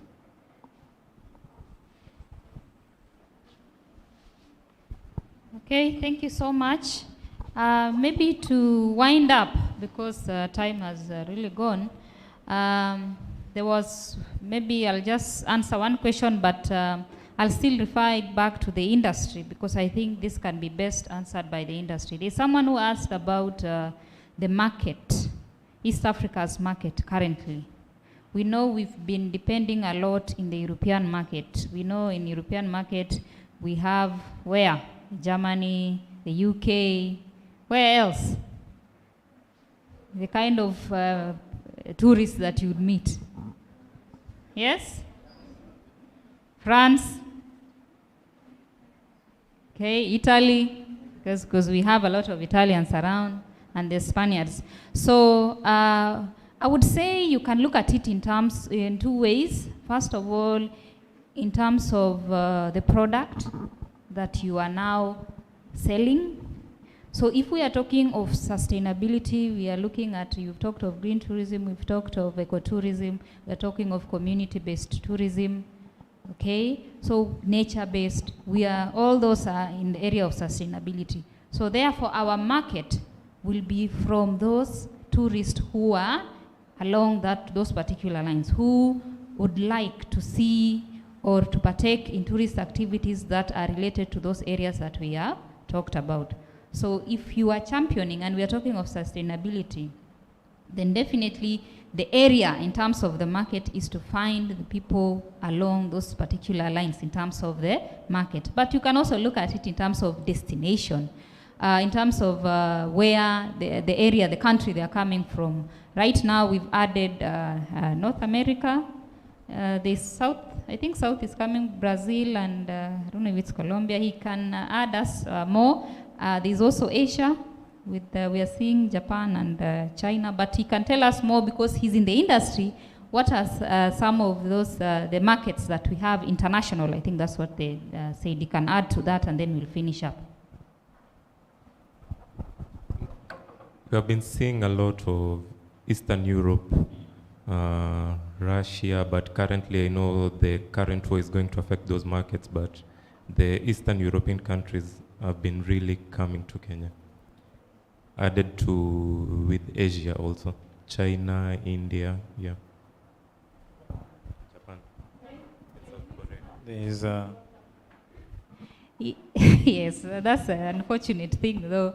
You find that there are some markets which come towards through their own providers, and there is not much that our own can benefit from. So that is one unfortunate thing. So we just count them in terms of arrivals. Yes, numbers. But when it comes to the receipts, yeah, they are out. So it becomes a challenge there. And I think that is why also it's a challenge to us and of course all in the fraternity of tourism to see, should we be looking at numbers only or actually the receipt?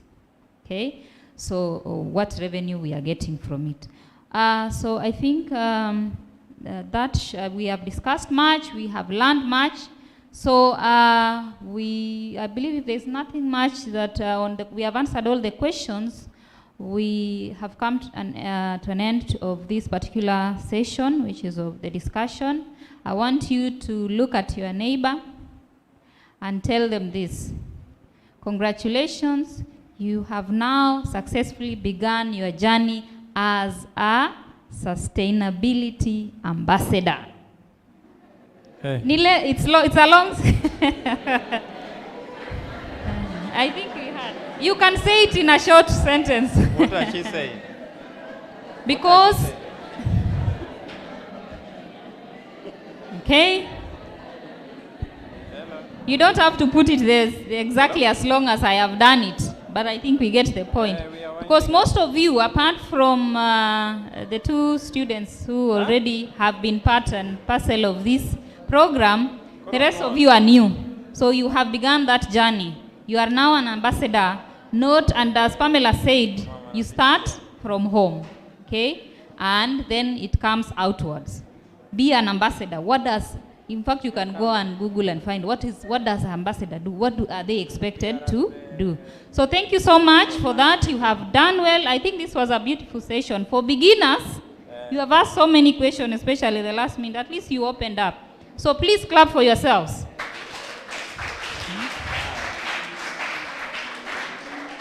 So I'll congratulate you. You have done well. At least the second part, the questions were even more, and the panelists were even saying that's enough. So that was a good idea, and you have actually done well. So let's keep up that, and I think I'll pass this back, the session to Pamela. Maybe you tell us about today's essay, which I think they were supposed to write based on the theme. Aye.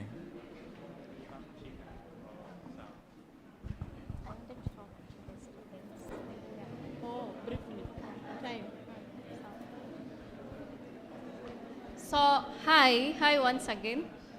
My name is Sheila, a student from the Technical University of Mombasa. So in this journey, I just wanted to encourage you to maybe take up activities. You never know. Actually, and this is a challenge you talked about. We don't involve diploma students. I personally, I was a diploma student, to your surprise. I was a diploma student at the Technical University of Mombasa, but it's passion-driven. I used to go to beach cleanups, engage in so many activities, and last year, I came to know about STTA. Then from then, I'm always a keyboard warrior. I'm not so good at talking to you. I mean in public, I'm a keyboard warrior. So I'd like to urge you guys to just take part. Most of you are new. My school, kindly take part. I know you are first years or second years. Yeah, thank you. Thank you so much.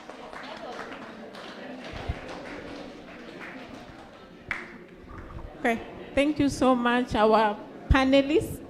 And thank you for taking up that role, Madam Judy, and all the panelists. So I can now allow you to go back to your seats as you clap for them. They've done well. Thanks, and thank you.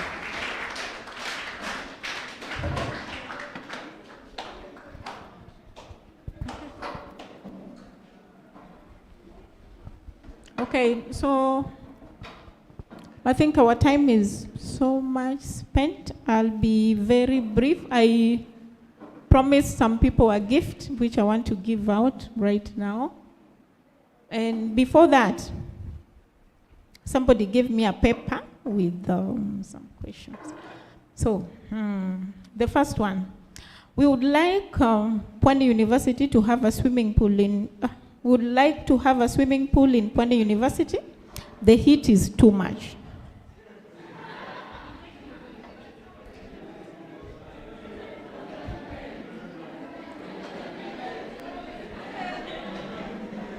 Please, mimi nimesoma tu. And the message has been passed.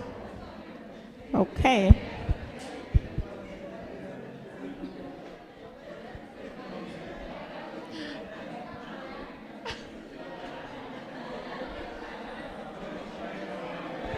Hello? Attention, please. That's a good observation, though in the wrong place, but I'll answer. Now you understand that everything comes up after planning, isn't it? So currently, Pwani University is planning to have a mega gym. Don't clap. Don't clap. The issue is, we don't know when it will ever be materialized. Sawa. Lakini wakati itakapojengwa, kama ni leo, kama ni kesho, ama miaka 10, itakuwa na pool. Asante. Okay. So I have passed the message. Okay. Oh, the second one, Job has answered. So on membership to the Young Changemakers program, there is a link I will share with, for Pwani University, I will share with Mr. Felix. And then I will also send to Madam Judy and Alice. Then they will share the link to your individual groups. So from there, you can just log in and register. There's a fee of 100 bob. The fee is for the card. There's a membership card. And a certificate that you will get at the end of the year. So that tells me that there was a form that everybody here should write. Where is the form? Who has it? And is there anyone who didn't manage to write their names there? Yeah, please make sure you write your name with good details, because we will use that to certify you. We will not just give certificates. There is a way we will certify. Okay, so the link I will, then you will get them from your faculties. Any other question?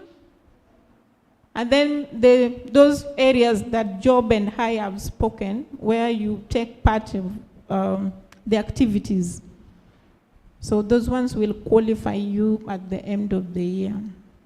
The way I say it, it is not just coming and sitting down. It is coming and doing something. Okay, so finally, I want to give a gift to the presenter from Pwani University, Kasim, for doing well and the courage. The courage was so deep.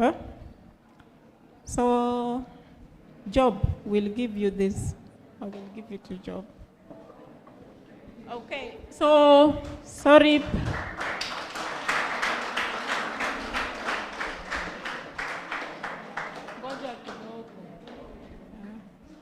Okay, this bottle is a gift from African Fund for Endangered Wildlife. How many people know them? A few, Kenya. How many people know them? How many people know Giraffe Center? Okay, so this is the real name of Giraffe Center. They are partners to this program, and as a partner, they gave us this. to give to outstanding students who have done something during the seminars. Okay? Okay.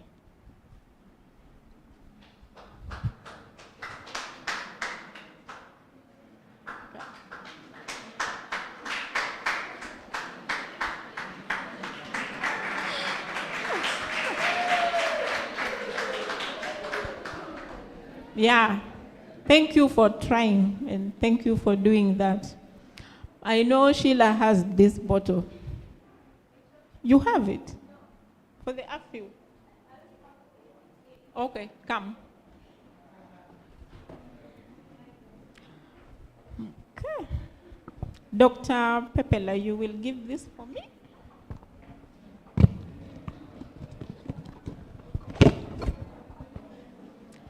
And thank you for accepting to come and do the presentation and all the contributions. Keep up. Thanks a lot.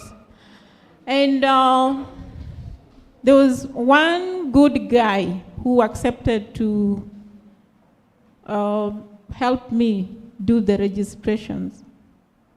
I don't know where he is. He accepted to sit outside there and help. Is he in or he left? Sasa si uamuke. Kai.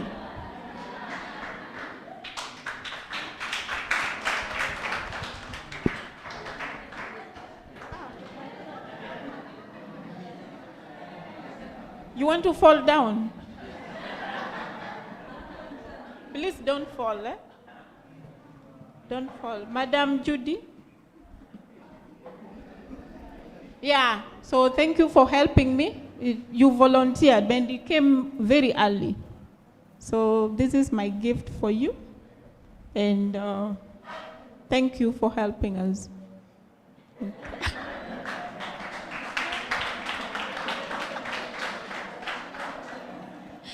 He's very shy.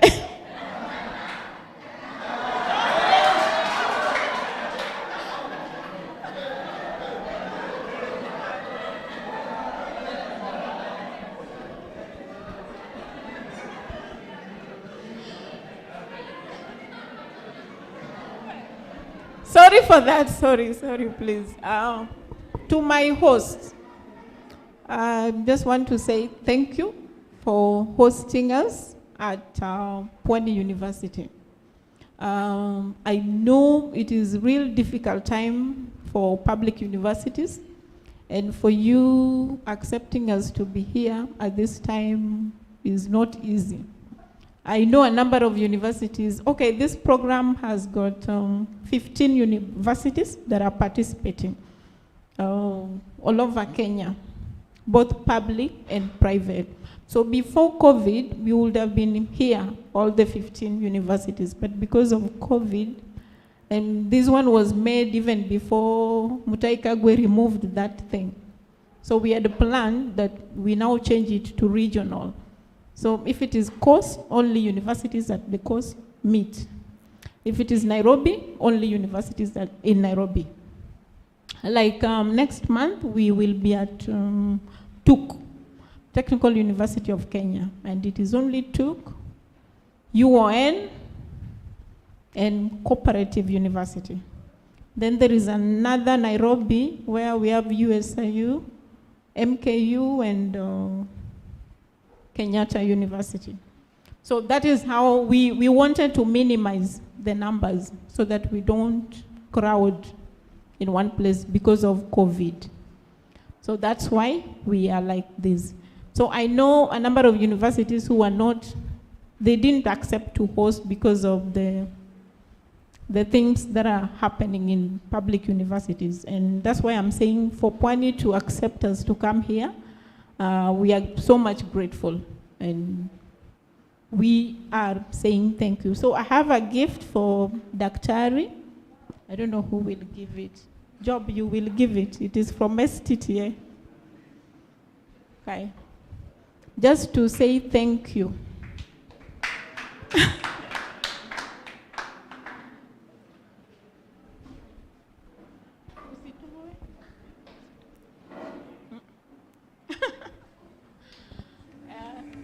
Thank you, thank you. Okay.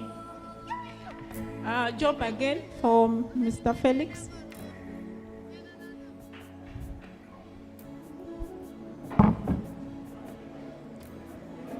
Okay.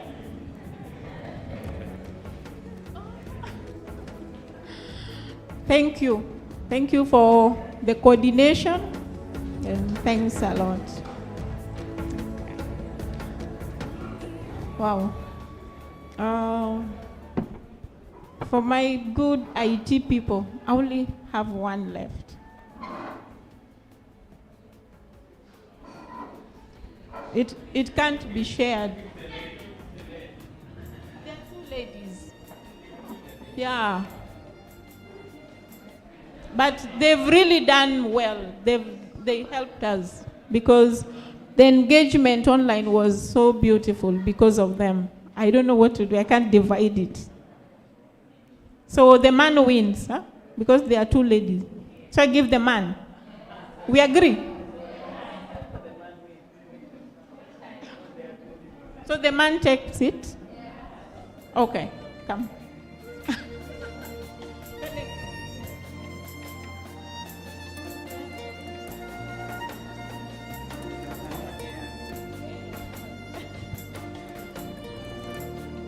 Yeah, thank you for the good work. Thank you so much for helping us. Wow, thank you. Okay, so I want to finish by saying thank you, Pwani University students, and thank you, Technical University of Mombasa, for coming and for being part of this. As I said, from the discussions, we will need people who will write the summaries and then send to my email. You can write it down, my email, admin@sttaKenya.org.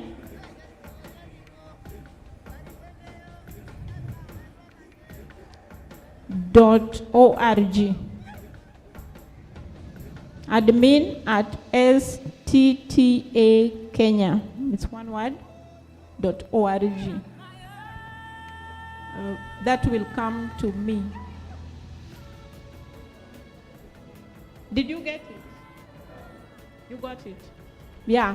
So for beginners, we allow you to write it whichever way.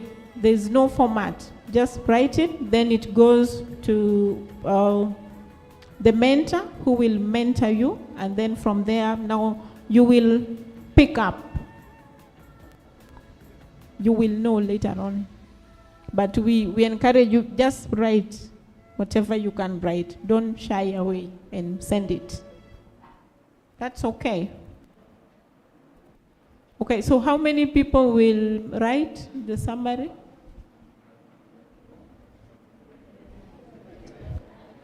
At least I have one. So thank you so much. Okay, so I will give back to the host for his final remarks, and then we close by a word of prayer. From all of us at STTA, thank you so much. And we will take your greetings back to our colleagues. Eh? Okay, thank you. Felix. I am here. You need... Oh, after the whole thing, we will take a group photo. All of us, before we go out, we'll take a group photo. I think here. No, here. Sawa. Thank you. And I'm also here. If you need to say anything, just come. So thank you so much. Without wasting time, I've been requested to pass a vote of thanks. And so I'll start by saying thank you so much to the Almighty God for allowing us this opportunity to interact. We started well. Our visitors from different parts of the country, God has granted them safe journey mercies. All of us, we are here till the end of the program.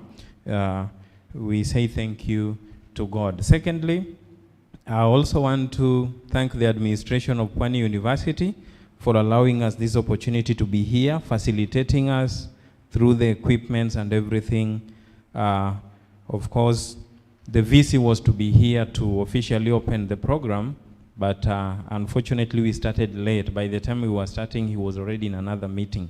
But we hope to do so many of this, and we'll be able to get that opportunity.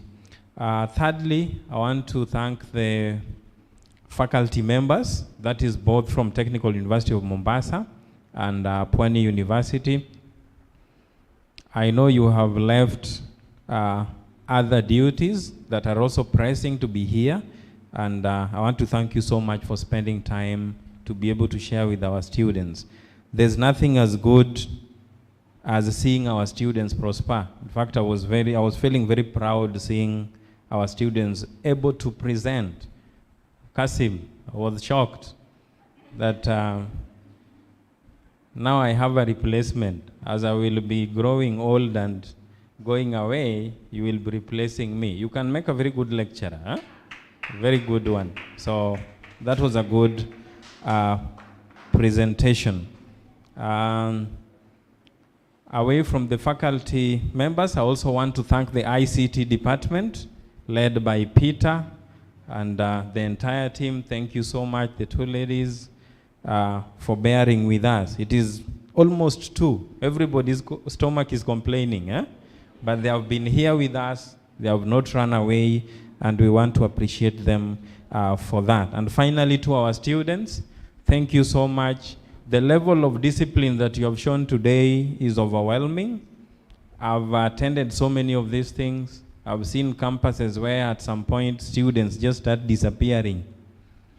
But you see, until the end, our house is still packed. And this is a very good thing. Can we clap for ourselves? So, to our students, thank you so much.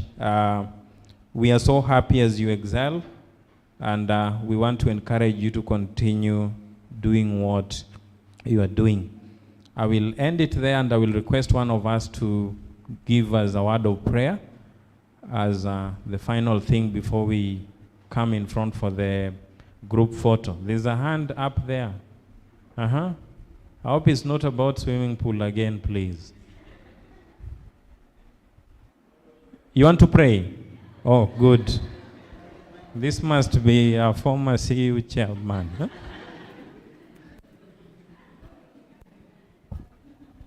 Let's pray.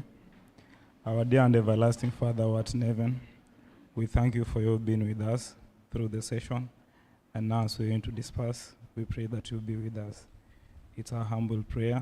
In Jesus' name we pray and believe. Amen. Okay, thank you so much. So, let me get a few fondo.